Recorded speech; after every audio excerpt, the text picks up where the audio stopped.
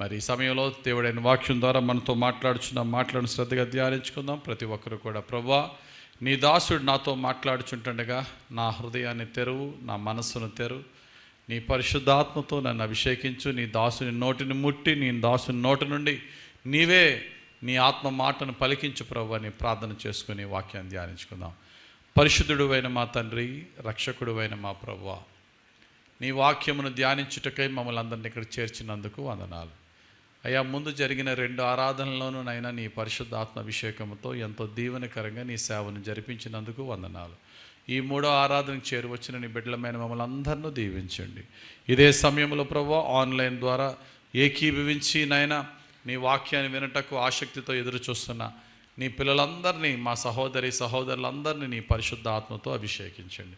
ఏ disturbance లేకుండా మనసారా నీ వాక్యాన్ని ధ్యానించుకుని హృదయాంతరంగముతో నీకు ప్రార్థన చేసుకుని ఆరాధించుకుని నీ ఆత్మను పొందుకుని దీవింపబడే, అభిషేకింపబడే జీవితం మా అందరికీ దయచేయమని యేసు పుణ్యనామములో, యేసయ్య పరిశుద్ధ నామములో ప్రార్థించి వేడుకొంచున్నాం తండ్రి, ఆమేన్.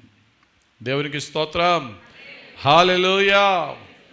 రైట్, దేవుని యొక్క వాక్యాన్ని ధ్యానించుకుందాం. ప్రియమైన దేవుని సంగమా, పరిశుద్ధ గ్రంథం నుండి ఎఫెసీయులకు రాసిన పత్రిక 6వ అధ్యాయము 12వ వచనాన్ని ధ్యానించుకుందాం. అపోస్తలుడైన పౌలు ఎఫెసీ సంఘానికి రాసిన పత్రిక 6వ అధ్యాయము 12వ వచనం ఈ విధంగా రాయబడి ఉంది. ఏలయనగా మనము పోరాడునది శరీరులతో కాదు గాని ప్రధానులతోనూ అధికారులతోనూ ప్రస్తుత అంధకార సంబంధులకు లోకనాథులతోనూ ఆకాశ మండలమందున్న దురాత్మల సమూహములతోనూ పోరాడుచున్నాము.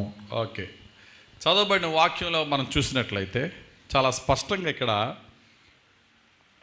మనం పోరాడుచున్నది శరీరులతో కాదంటున్నాడు. మనం ఈ పాటికి ఈ వచనాన్ని చాలాసార్లు చదివి ఉంటాం. చదివిన మనం అందరం కూడా ఈ వచనాన్ని ఎలా తీసుకుంటామంటే, మనం శరీరాలతో పోరాడట్లేదు, దురాత్మలతో పోరాడుతున్నాము అనేది వరకు తీసుకుని దాంతో ఎండ్ చేస్తాం.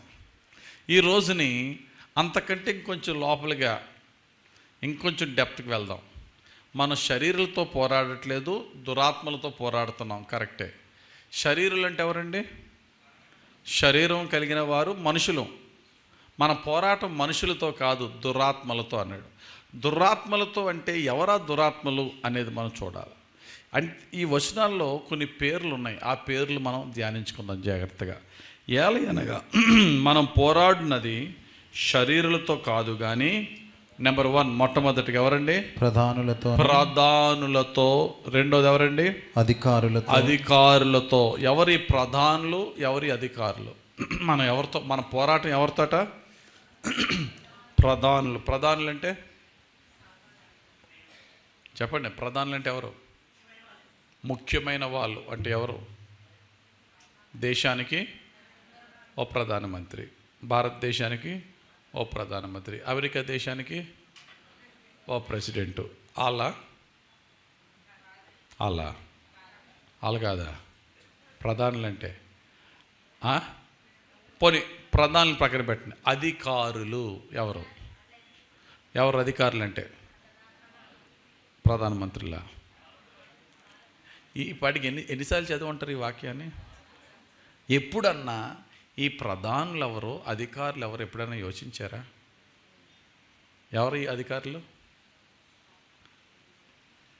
ప్రధానులు అంటే రాజకీయ నాయకులు, అధికారులు అంటే గవర్నమెంట్ బ్యూరోక్రాట్స్ మనకి తెలిసిన భాషలో. ఈరోజు అందులో డీప్కి వెళ్ళి అసలు ప్రధానులు ఎవరు, అధికారులు ఎవరు చూద్దాం. 4 ఉన్నారు ఇక్కడ.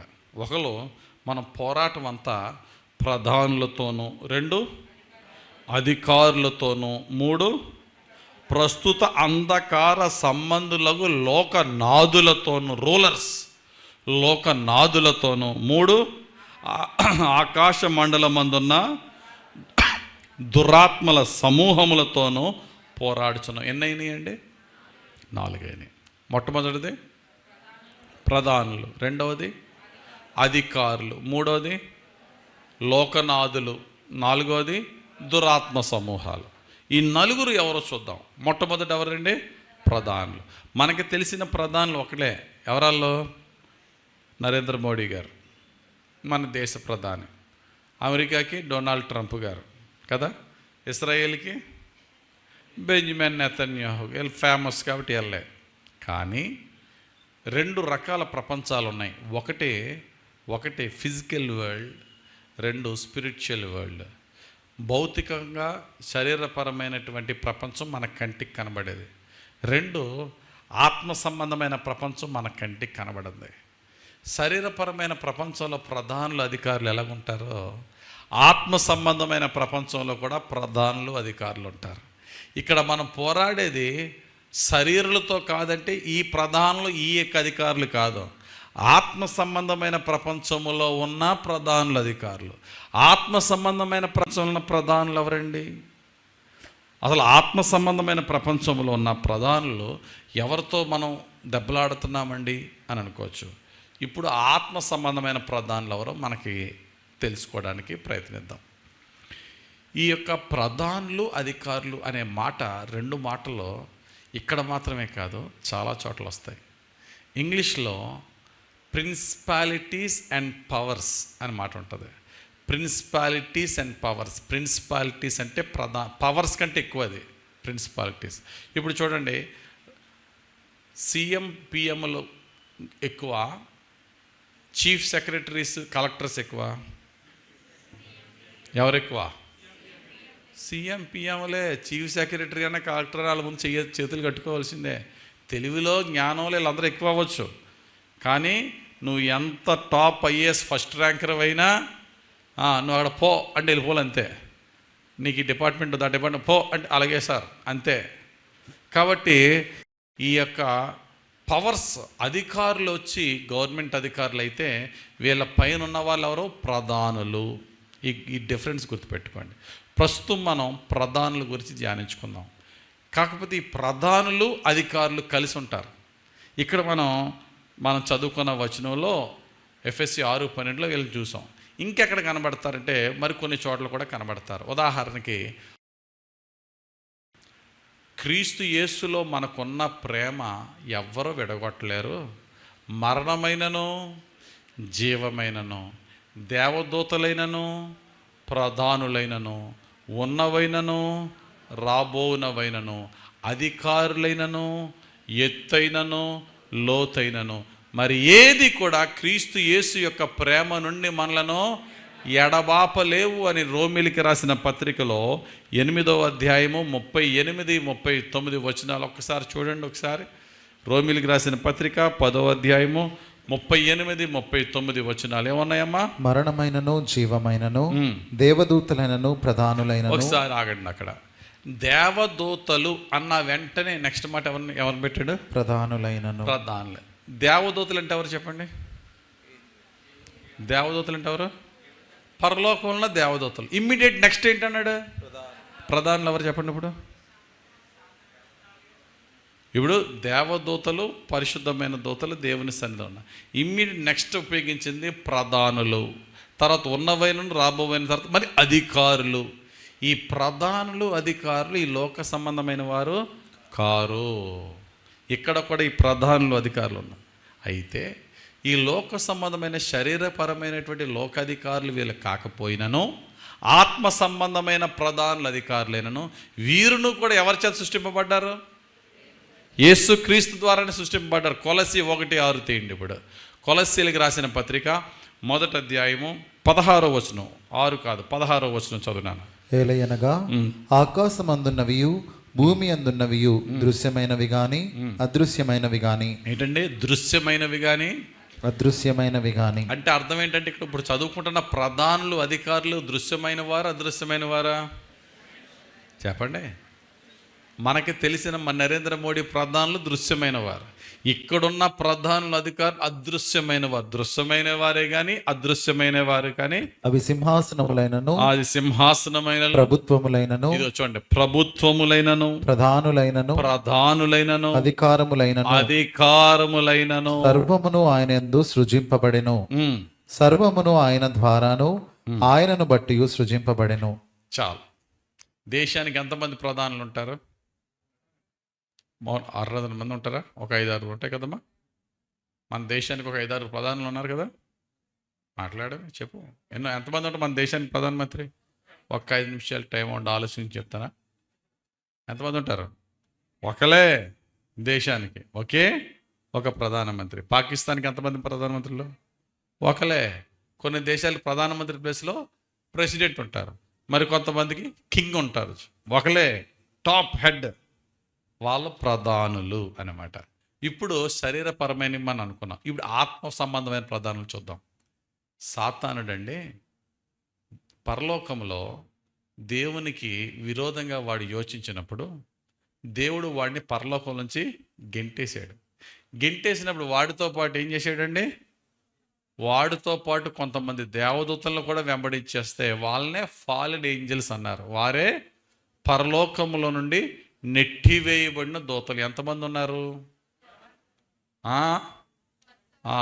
ఎంతమంది ఉన్నారు? బైబిల్లో రాయబడలేదు. 1/3 ఆఫ్ ఏంజల్స్ అంటే 4 భాగాల్లో ఒక భాగాన్ని లాగేస్తే 3 భాగాలు పరలోకం. అందులో ఎంతమంది ఉన్నారో మనకు తెలియదు. కొన్ని వేల లక్షల కోట్లు ఉండొచ్చు దేవదూతలు. వాళ్ళందరినీ వాడు తెచ్చేసుకున్నాడు. తెచ్చేసుకున్న తర్వాత పరలోకంలో దేవదూతలు కూడా అందరూ ఒకే రేంజ్లో ఉంటారా? ఆ దేవదూతల్లో కూడా హైరార్కీ ఉంటుందా? ఆ దేవదూతల్లో కూడా ఓ హైరార్కీ, ఓ ప్రోటోకాల్ ఉంటుంది. ఆ తెచ్చేసిన దేవదూతల ఆడందరికీ వాడి హెడ్ అనమాట. వాడు లూసిఫర్ పడిపోయిన తర్వాత సాతానుడు.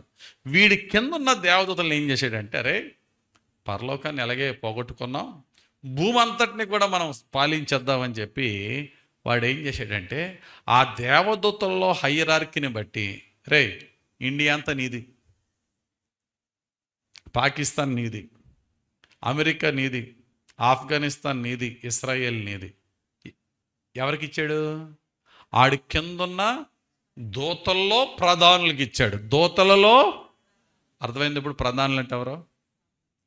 సాతానుగాడి రాజ్యంలో భూమి మీద దేశాధిపతులు. అర్థమైందా? మీరు ఎలా చెప్తున్నారండి? వాళ్ళు పడిపోయిన దేవదూతల్లో ఈ ఇండియా ఈడికి ఇచ్చేసాడు, అమెరికా ఆడికి ఇచ్చేసాడు, వీళ్ళని ప్రధానులు చేసేసాడు అని బైబిల్లో రాయబడి ఉందా? ఉందా? ఎక్కడన్నా ఉందా? ఉంది. దేన్ని బట్టి మనం చెప్తున్నామంటే, మీకు ఒక ఉదాహరణ చెప్తాను, దాన్ని బట్టి మీకు బాగా అర్థమవుతుంది. భక్తుడైన దానియేలు దేవునికి ప్రార్థన చేస్తున్నాడు. బైబిల్లో ఒక మాట ఉంటుంది, నీతిమంతుని ప్రార్థన మనఃపూర్వకమైనదై బహుబలము గలదై ఉండును. హెవెన్ దిగి వస్తుంది అంతే నీతిమంతుడు ప్రార్థన చేసాడంటే. కానీ ఇక్కడ హెవెన్ దిగట్లేదు. దానియేలు నీతిమంతుడే కాదా? అసలు ఎక్కడ కూడా మచ్చ చూపించలేని నిందారహితుడు, యథార్థవంతుడు, నిష్కలంకుడు, దేవునికి బహుప్రియుడు. ప్రార్థన చేస్తున్నాడు, ప్రభువా నాకు తెలుపు ప్రభువా. ఏంటి ప్రభువా? తెలుపు ప్రభువా. 1 రోజు అయింది, నో ఆన్సర్. 2 రోజులైంది, నో ఆన్సర్. 3 రోజులైంది, నో ఆన్సర్. 10 రోజులైంది, దేవుని దగ్గర ఏ ఆన్సర్ లేదు. ఎన్ని రోజులు అయిపోయింది చివరికి? 21 days. అందుకనే డానియల్స్ 21 days ఫాస్టింగ్ ప్రేయర్స్ అంటారు కదా. 21 రోజులు, 3 వారాలైంది. 3 వారాల తర్వాత అప్పుడు వచ్చాడు messenger Angel, chief messenger Angel. పరలోకం నుండి భూలోకానికి వార్తలు తెచ్చే వారిలో ప్రధానుడైనటువంటి గాబ్రియేల్ వచ్చాడు. మొత్తానికి 21వ రోజు నీకు ప్రత్యక్షమయ్యి దేవుని దూత గాబ్రియేలు దైవ సేవకుడైనటువంటి దానియేలుతో అంటాడు, దానియేలు నువ్వు బహుప్రియుడు అయ్యా. నువ్వు ప్రార్థన చేసినప్పుడు మనం ఏమనుకుంటాం తెలుసా? ప్రార్థన చేసినప్పుడు ఇంకా జవాబు రాకపోతే దేవుడు నా ప్రార్థన వినట్లేదేమో, నా పాపాలు అడ్డొచ్చేస్తున్నాయేమో, వెళ్ళట్లేదేమో దేవుని దగ్గరికి నా ప్రార్థన. కానీ ఏంజెల్ చెప్తున్నాడు, the day you started praying, నువ్వు ప్రార్థన ప్రారంభించిన రోజునే నీ ప్రార్థన చేరిపోయినాయా. నీ ప్రార్థన పరలోకానికి చేరిపోయింది. పరలోకం నుంచి ఆ రోజే నేను బయలుదేరిపోయాను కూడా. పరలోకం నుంచి ఆ రోజే బయలుదేరిపోయాను. కానీ నీ దగ్గరికి రావడానికి 21 రోజులు పట్టింది. వాస్తవానికి ఇప్పుడు పరలోకం నుంచి దేవదూత బయలుదేరాడు నీ దగ్గరికి, నా దగ్గరికి రాయడానికి ఎన్ని రోజుల్లో రాగలడు ఆయన? ఎన్ని రోజులు రాగలడా? ఏంజిల్ మేనిఫెస్టేషన్, ఏంజిల్ పరలోకం నుంచి భూమి మీద రావాలంటే ఒక 5-6 రోజులు, 6 రోజులు పడదా? ఇక్కడ 3 వారాలు పట్టిందట. మరి ఇక్కడ 3 వారాలు పట్టింది. ఇప్పుడు రావాలంటే ఒక 2 days, ఫ్రాక్షన్ ఆఫ్ సెకండ్స్లో వస్తాడు. ఎందుకని? అప్పుడు ఎందుకు రాలేకపోయాడు, ఇప్పుడు ఎందుకు వస్తున్నాడు చెప్తాను. అప్పుడు ఎందుకు రాలేకపోయాడు, ఇప్పుడు ఎందుకు వస్తాడు చెప్తాను. దానియేలుతో అంటున్నాడు గాబ్రియేలు దూత, నువ్వు ప్రార్థించినప్పుడే బయలుదేరిపోయింది దానియేలు, కానీ సాతాను గడ్డ నన్ను ఆపేసాడు 21 రోజులు అన్నాడు అనలేదా? అనలే. ఎవడు ఆపేసాడట? తీయండి ఒకసారి. ఇప్పుడు దానియేలు గ్రంథం 10వ అధ్యాయం 13వ వచనం చూడండి ఒకసారి. దానియేలు గ్రంథం 10వ అధ్యాయం 13వ వచనంలో ఈ మాట ఈ విధంగా రాయబడింది. పారసీకుల రాజ్యాధిపతి 21 దినములు నన్ను ఎదిరించెను. చాలండి, ఆపేసేయండి. నన్ను రాకుండా ఈ పారసీకుల దేశపు అధిపతి నన్ను ఏం చేశాడు? 21 డేస్ ఆపేశాడు. ఒక కంట్రీలోకి ఎంటర్ అవ్వాలంటే చెక్ పోస్ట్ దాటాల, ఇమ్మిగ్రేషన్ దాటాల. ఆ చెక్ పోస్టులు ఇమ్మిగ్రేషన్ దాటపోతే పని జరగదు. ఆ ఇమ్మిగ్రేషన్ డిపార్ట్మెంట్ ఏం చేస్తుంది? నీ పాస్పోర్ట్ చూస్తుంది, నీ వీసా చూస్తుంది, అంతేనా? ఇవన్నీ చూసి వాళ్ళ దయ చూపితే లోపలికి వెళ్తాం, లేకపోతే కరెక్ట్గా నేను పారసీక దేశంలోకి ఎంటర్ అయ్యేటప్పటికి ఈ పారసీక దేశపు యొక్క ఎవరు అధిపతి నన్ను ఆపేశాడు. అరే నన్ను పంపించరా బాబు అని ఎంత ట్రై చేసినా వాడు నన్ను పంపించలేదు. చివరికి నాకు సహాయానికి ఎవరు వచ్చారు? మికాయేలు దేవదూత వచ్చి నా పక్షంగా నిలబడగా వాడు చచ్చినట్టు దారిచ్చాడు. అప్పుడు 21 రోజుల తర్వాత నీ దగ్గరికి వచ్చాను. ఇప్పుడు నా ప్రశ్న, మిమ్మల్ని అడుగుతున్న నా ప్రశ్న ఏంటంటే, డొనాల్డ్ ట్రంప్ దేవుని దూతని అమెరికాలో అడుగు పెట్టకుండా ఆఫ్ చేయగలడా? నరేంద్ర మోడీ దేవుని దూతని భారతదేశంలో అడుగు పెట్టకుండా ఆఫ్ చేయగలడా? పోనీ అందరికంటే అన్ని దేశాల అధికారులు పరమ దుర్మార్గుడు కిమ్ అనేవాడు, నార్త్ కొరియా వాడు, దేవుని దూతని ఎంటర్ చేయకుండా ఆఫ్ చేయగలడా? దేవుని దూత ఎంత పవర్ఫుల్లో చెప్తాను చూడండి. రాజని హిజ్కియా కాలంలో యెరూషలేము యోధా రాజ్యాన్ని సర్వనాశనం చేయడానికి ఇసకేత్తేర్ కిందకి రాలపడని అంత జనాంగంతో అషేరీలు వచ్చేసారు. అప్పటికే నార్త్ ఇజ్రాయిల్ని అంతటినీ కూడా నాశనం చేసేసాడు. అషేరీల సైన్యం వచ్చేసి చుట్టుముట్టేశారు. రాజైన హిజ్కియా దిక్కులేని స్థితిలో ఉన్నాడు. భక్తుడైనటువంటి యెషయా చెప్పాడు, ఏం పర్లేదయ్యా, నీదే విజయం అన్నాడు. ఏం పర్లేదు, దేవుడు నీకు జయమిస్తాడు అన్నాడు. ఎలా జయమిస్తాడు? ఎలాగా ఏంటి ఎవరికి అర్థం కాలేదు. ఆ రాత్రి కాడ దేవుడు ఏం చేశాడు? ఒక దూతను పంపాడు. ఆ దూత మొత్తం యుద్ధం చేసేసాడట. కొడితే ఎంతమంది చచ్చిపోయారు ఏమా? 1,85,000 ఒక దూత చంపేశాడట. ఒక్క దూత 1,85,000 మందిని హతమార్చేటట. ఉదయం లేచేటప్పటికి 1,85,000 డెడ్ బాడీస్ అంటే మాటలా? కత్తిమోళ్ళందరూ బేకబేకలు అయిపోయారు, అంతేనా? ఎవరికి అక్కడ నిలవలేదు. వీళ్ళకి గొప్ప జయం వచ్చింది. ఇప్పుడు నేను చెప్పే మాట ఏంటంటే, ఒక్క దేవదూత 1,85,000 మందిని హతమార్చగలిగే దేవదూత అయితే, అటువంటి ఒక దేవదూతని ఒక మనిషి ఆఫ్ చేయగలడా, ఆఫ్ చేయలేడా? దీన్ని బట్టి మీరు అర్థం చేసుకోవాల్సింది ఏంటి? పారసీక దేశపు రాజ్యాధిపతి అంటే ఎవరు ఇక్కడ? పారసీక దేశపు రాజ్యాధిపతి అంటే కొరేషా? అది ఇప్పుడు ఈ రాజ్యం గురించి కాదు. ఏ రాజ్యమో? సాతాను యొక్క రాజ్యములో పారసీక దేశపు రాజ్యం మీద ఎవరిని ప్రధానిగా ఉంచాడో ఆ ప్రధాని ఎవరిని ఎదిరించాడు? గాబ్రియేలు దేవదూతను ఎదిరించగా గాబ్రియేలు దేవదూత వాడిని తోసుకుని రాలేకపోతే మికాయేలు దేవదూత వచ్చి పోరాడి జయం పొందాడా లేదా? ఇప్పుడు దీన్ని బట్టి మీకు ఏం అర్థం అవ్వాలా? ప్రిన్సిపాలిటీస్ అని ఇంగ్లీష్ మాటకి తెలుగులో ఏమన్నాడు? ప్రధానులు. అంటే దీన్ని బట్టి ప్రతి దేశం మీదకి సాతాను యొక్క కింగ్డమ్లో ఎవరుంటారు? వన్ ప్రిన్సిపాలిటీ, ప్రధాని. ఆ దేశ ప్రధానట ఎదిరించాడట. అయితే గుడ్ న్యూస్ ఏంటో తెలుసా? సాతానుడు ఈ భూలోకాన్ని, భూమి పైన సాతాను పేరులో ఒక పేరేంటి? వాయుమండల అధిపతి అట. ఏం పేరు? వాయుమండల అధిపతి. వాడి యొక్క దురాత్మల సమూహం భూమి పైన వాయుమండలాన్ని, పై ఆకాశాన్ని కమ్మేసినాయి. మరి దేవదూతలు ఎక్కడుంటారు? వాటి కంటే పై ఆకాశంలో ఉంటారు. ఇప్పుడు యేసుప్రభు యోదయ నుంచి గలిలయ నుంచి యోదయకి వెళ్తూ ఉండేవాడు.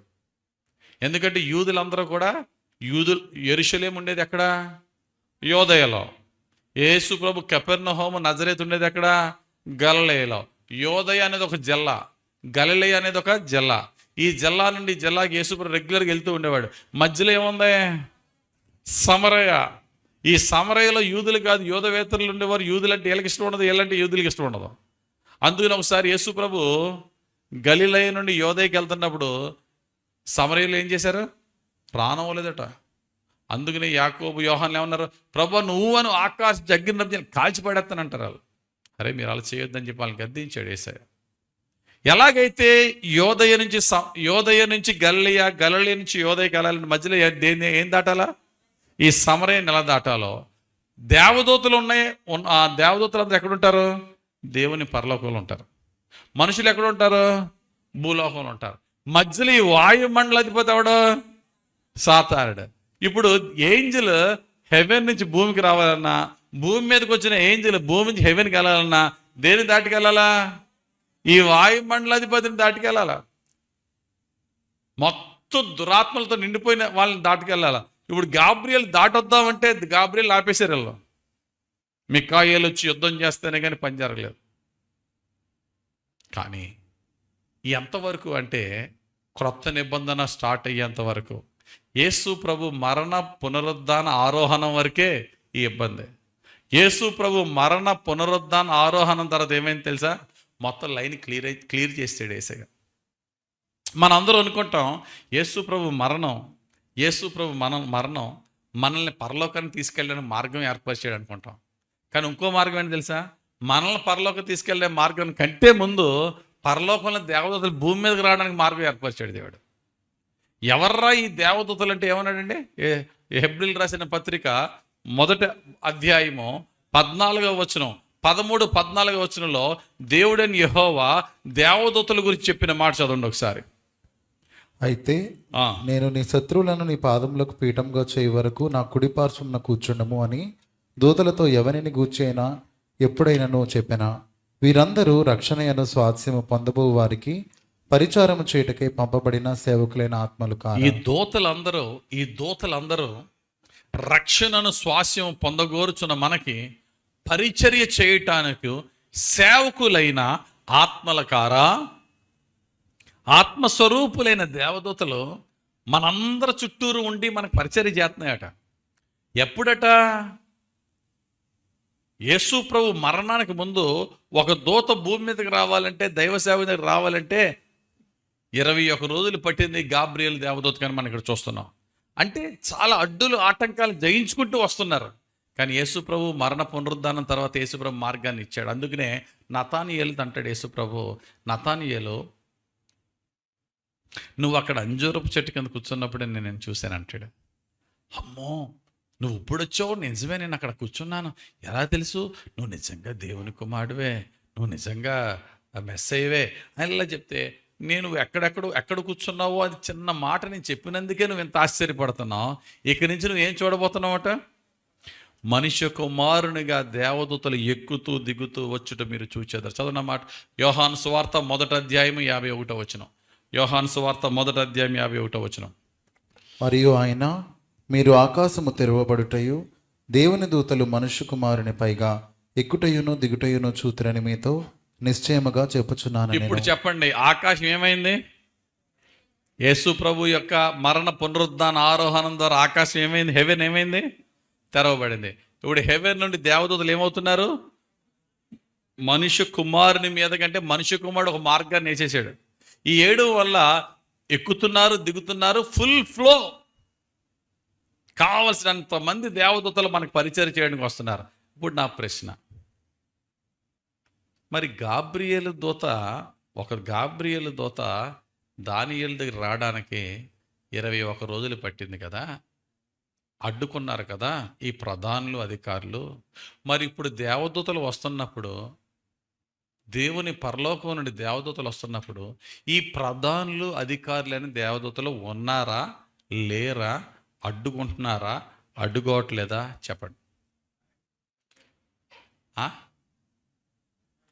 ఇప్పుడు యేసు ప్రభు తర్వాతే కదా పౌలు గారు రాశారు, మనం పోరాడుతున్నది శరీరులతో ప్రధానులతో అధికారులతో మనం పోరాడుతున్నామని రాశాడా?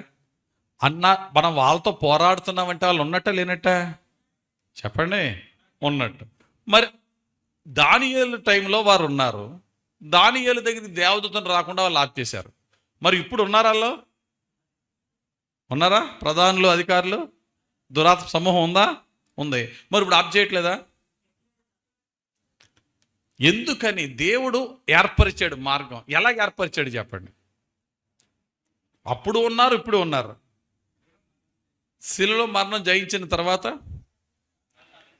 సాతాను తల చెదగొట్టిన తర్వాత ప్రధానులందరూ అధికారులు వెళ్ళిపోయారా? దారిలోకి అడ్డు రాకుండా పోయారా? బైబిల్లో చక్కటి మాట ఉంటుంది. బైబిల్లో చక్కటి మాట ఉంటుంది. యేసు ప్రభు మరణ పునరుద్ధాన ఆరోహణలో జరిగిన కార్యం ఏంటంటే, సాతాన్ని పోగొట్టలేదు. ప్రధానులు అధికారులు అలాగే ఉన్నారు, టెరిటోరియల్ స్పిరిట్స్ అలాగే ఉన్నాయి.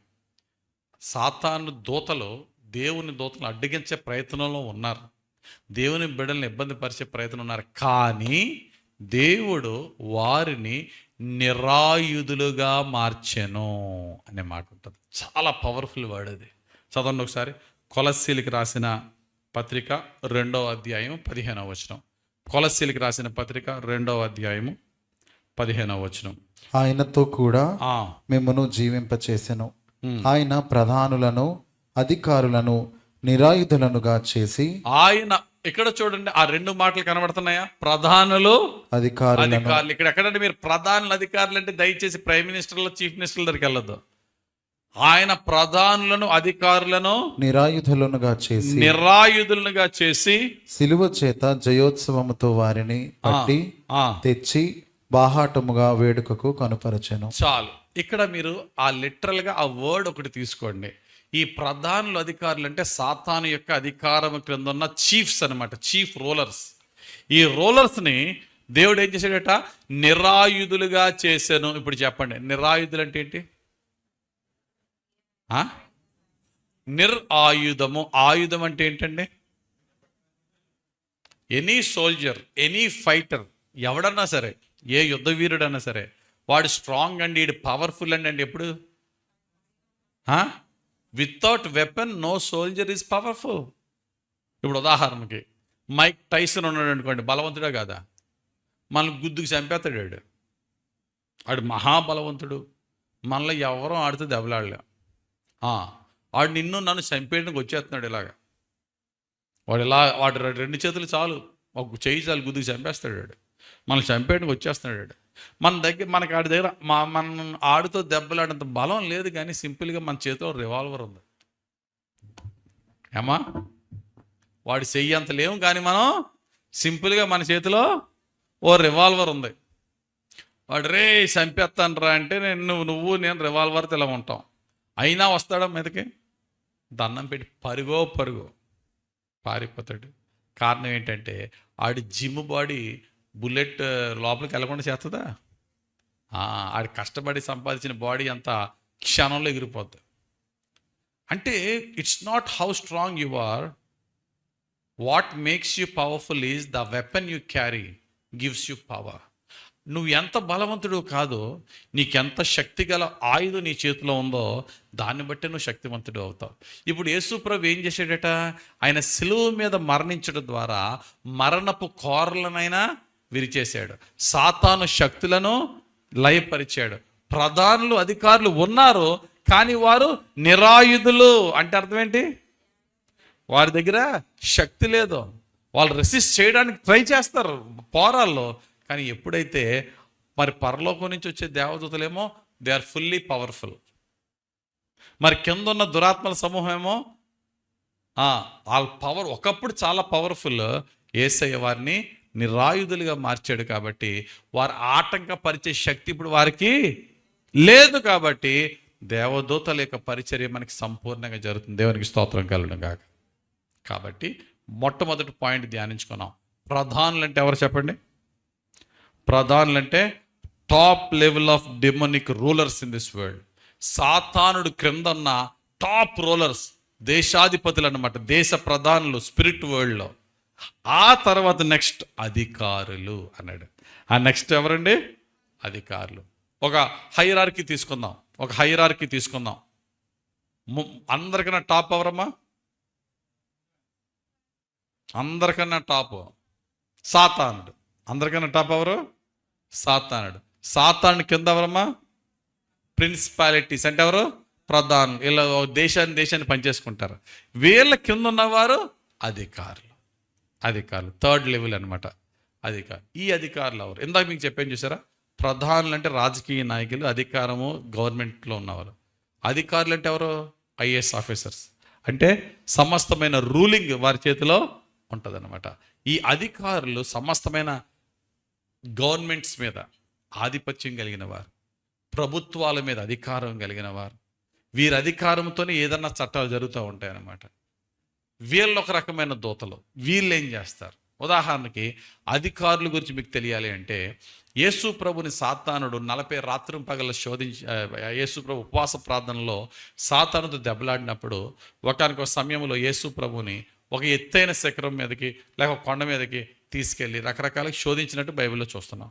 అందులో భాగంగానే యేసు ప్రభు కట లోక అందాలన్నీ చూపించాడట, సమస్త అధికారాలన్నీ చూపించి ఏమన్నాడు సాతానుడు?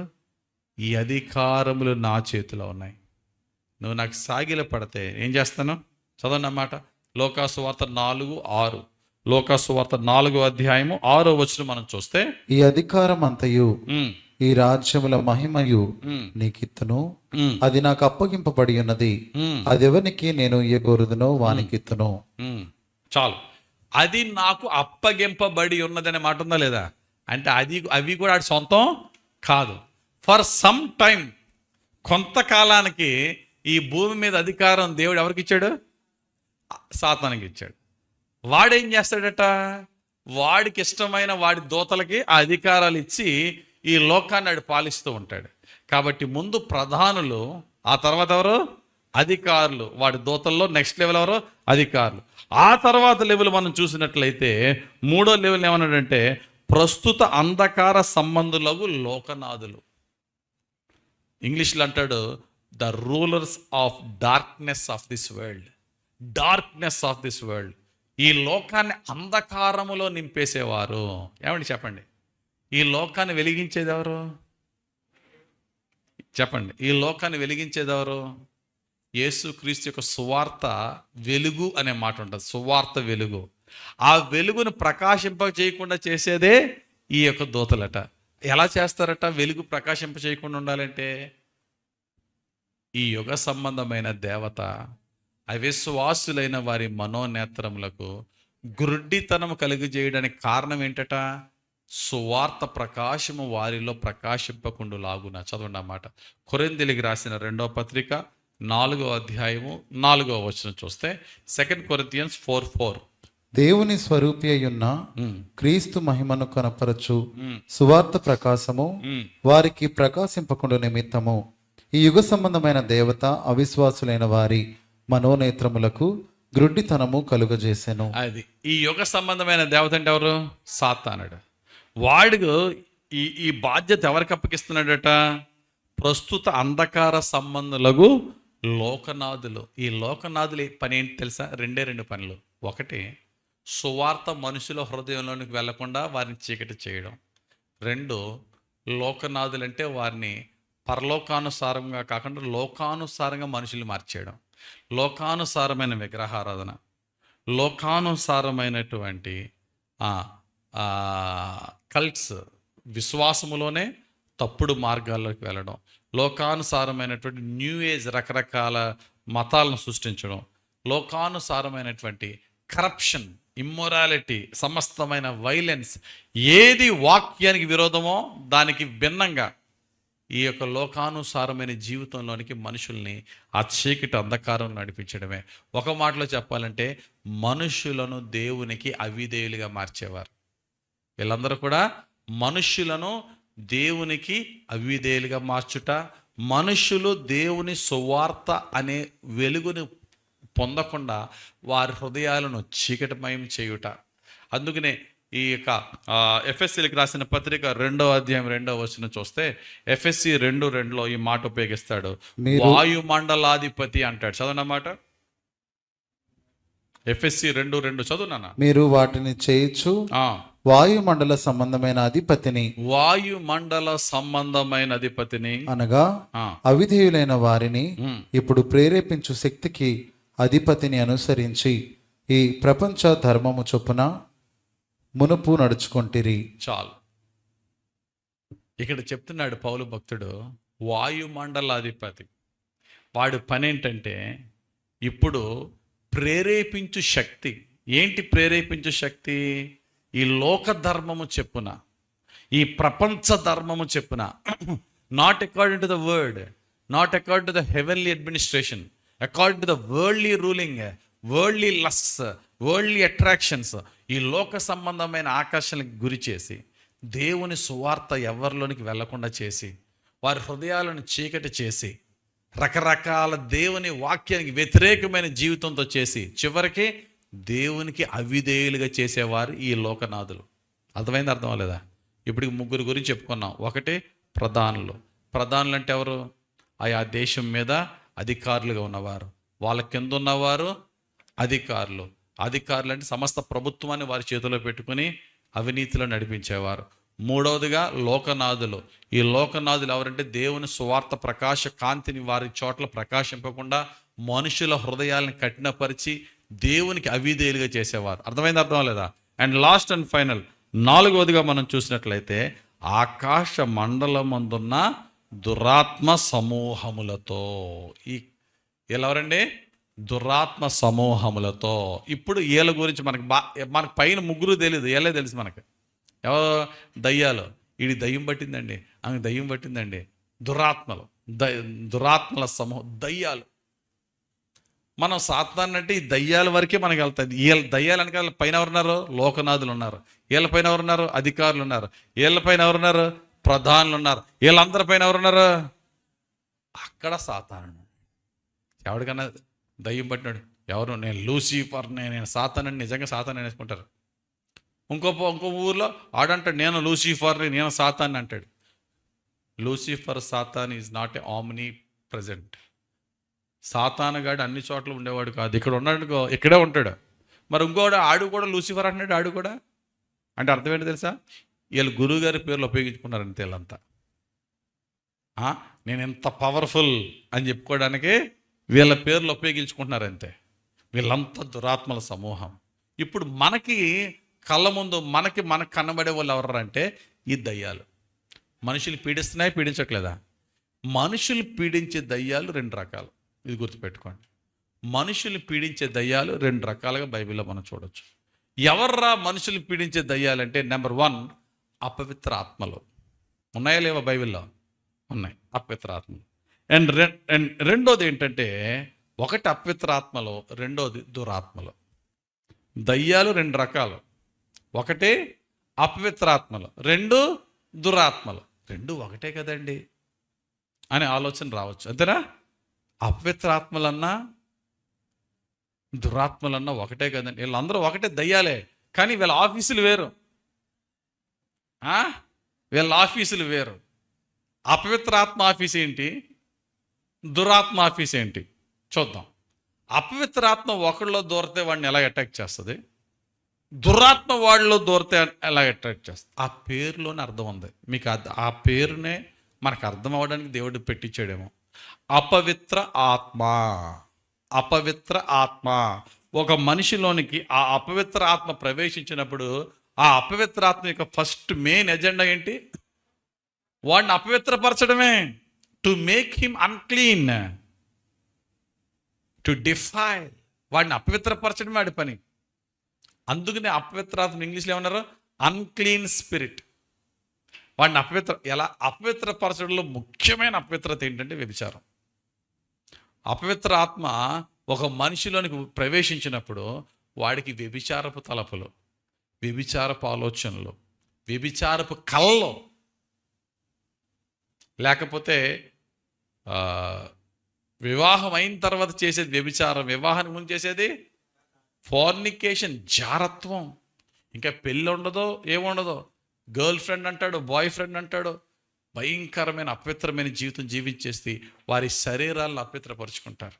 ఇది కారణం ఏంటంటే వరల్డ్లీ అట్రాక్షన్ కాదు, మనుషుల్లోనికి ఆ ఈవిల్ స్పిరిట్ కాదు, అందులో ఆ అన్క్లీన్ స్పిరిట్. చెప్పండి అందరూ, అన్క్లీన్ స్పిరిట్ అనండి, అపవిత్రాత్మనండి. ఒక అపవిత్రాత్మ ఒకళ్ళు ప్రవేశించిందంటే ఆడు దయ్యం పట్టినట్టు ఇలా ఊగిపోడు. ఒక అపవిత్రాత్మ ఒకళ్ళు ప్రవేశించిందంటే ఆడు దయ్యం పట్టినట్టుగా ఊగిపోడు, దయ్యం పట్టినట్టు అటు ఇటు తిరగడు. అపవిత్రాత్మ వాళ్ళలో చాలా ఏం చేస్తా తెలుసా, స్లో డెత్ పాయిజన్ లాగా చంపేస్తూ ఉంటుంది. నెంబర్ 1 అపవిత్రాత్మ చేసే పనులు చెప్తున్నాను. ఆయన ఎవరో ఫైన్ బయట ఫోన్ మాట్లాడుతున్నారా, జాగ్రత్త వాక్యం వినాలి brother, should be very careful దేవుని సన్నిధిలో. రైట్,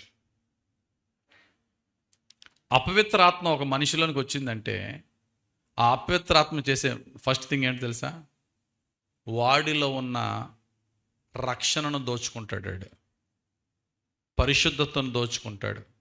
ఒకవేళ అభిషక్తుడైతే అభిషేకాన్ని దోచేసుకుంటాడు. ఫస్ట్ చేసే పని ఏం చేస్తాడు, రక్షణను, పరిశుద్ధతను, అభిషేకాన్ని దోచేసుకుంటాడు. ఫస్ట్ పని అపవిత్రాత్మ వచ్చి. నెక్స్ట్ తీసేసిన తర్వాత అందులో వేరే నింపుతాడు. ఏ నింపుతాడు, వ్యభిచారాన్ని, మోహపు కామపు కోరికల్ని, అపవిత్ర కోరికల్ని, పోర్నోగ్రఫీ, సెల్ ఫోన్లో, టీవీలో అది చూడలేక ఉండలేకపోతున్నానండి అనే భయంకరమైనటువంటి ఎడిక్షన్. అది ఎవరి ద్వారా వచ్చో తెలుసా, అన్క్లీన్ స్పిరిట్, అపవిత్ర ఆత్మ. నువ్వు అనుకోవచ్చు నాకేం దయ్యం పట్టలేదండి బాబు, నేను రాత్రంతా ప్రార్థనలో ఉన్నాను. ఎస్, నువ్వు రాత్రంతా ప్రార్థనలో ఉండి ఉదయం లేచి సెల్ ఫోన్లో అపవిత్రమైన చూస్తాయి అంటే అర్థం ఏంటి తెలుసా, still the unclean spirit is working in that person. అపవిత్రమైనవి చూసి మనల్ని అపవిత్రపరుస్తాయి, ఎయిదర్ బాడీ ఆర్ స్పిరిట్. అయితే శరీరాన్ని అపవిత్రపరచడం, లేకపోతే మనసును, ఆత్మను అపవిత్రపరచడం. మరికొన్నిసార్లు ఏ పాపం చేయకుండా ఉన్నా పడుకున్నప్పుడు కళ్ళ అపవిత్రమైన ఆలోచనలాడు రప్పిస్తూ ఉంటాడు, కళ్ళ రప్పిస్తూ ఉంటాడు. కాబట్టి జాగ్రత్తగా గమనించండి. అప్పుడు నువ్వు తెలుసుకోవాల్సింది ఏంటి తెలుసా, నన్ను శోధిస్తున్నది అపవిత్ర ఆత్మ.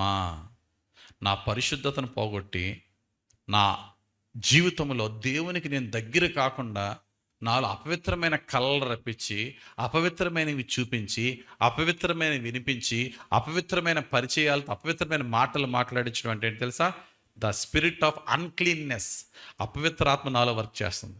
ముందు మన పరిశుద్ధతను, రక్షణను, అభిషేకాన్ని దోచుకుంటాయి. రెండోది మనతో అపవిత్రమైన పనులు చేస్తాయి. మూడోది అపవిత్ర పని ఆత్మ చేసేది ఏంటి తెలుసా, ఈ అపవిత్రమైన పనులు చేయించి కొన్ని జబ్బులకు గురి చేస్తాయి, కొన్ని అనారోగ్యాలకు గురి చేస్తాయి. బైబిల్లో నేను మీకు తర్వాత రెఫరెన్స్లు ఇస్తాను. అనేక చోట్ల యేసు ప్రభు రోగులను స్వస్థపరిచినప్పుడు అలా పక్కన ఒక మాట ఉంటుంది, అపవిత్రాత్మలను వెళ్ళగొట్టు, దురాత్మలు అనే మాట ఉండదు. మ్యాక్సిమం ఒకవేళ ఎక్కడన్నా ఉంటే ఉండొచ్చేమో కానీ మ్యాక్సిమం హీలింగ్ జరిగిన ప్రతి చోట కూడా అపవిత్రాత్మ అనే మాట ఉంటుంది. ఎందుకో తెలుసా, there is unclean spirit behind diseases and sickness. అపవిత్రాత్మ వాడి పరిశుద్ధత, రక్షణ, అభిషేకాన్ని దోచేసుకొని తర్వాత ఏం చేస్తుంది, వాడిలో సమస్తమైన పాపాల నింపేసి తర్వాత ఏం చేస్తుంది, రకరకాల రోగాలు, జబ్బులను కలుగజేసేసి ఆ తర్వాత లాస్ట్ ఫైనల్ ఏం చేస్తుందంటే ఎయిదర్ ఆ రోగాలతో నాడు చచ్చిపోతాడు, లేకపోతే కాడన్నా సరే సూసైడ్ చేసి ఊరేసుకుని చచ్చిపోతాడు. చివరిగా నరకంలో ఆడు నాశనం అయిపోతాడు. ఇది అపవిత్రాత్మ చేసే పని. అందుకని యేసు ప్రభు ఏమన్నా తెలుసా, నేను వచ్చి మీకు జీవం ఇచ్చుటకును అది సమృద్ధిగా ఇచ్చుటకును నేను వచ్చాను. కానీ అపవాదైనటువంటి దొంగ ఆడొచ్చి 3 చేస్తాడట. ఏంటా 3?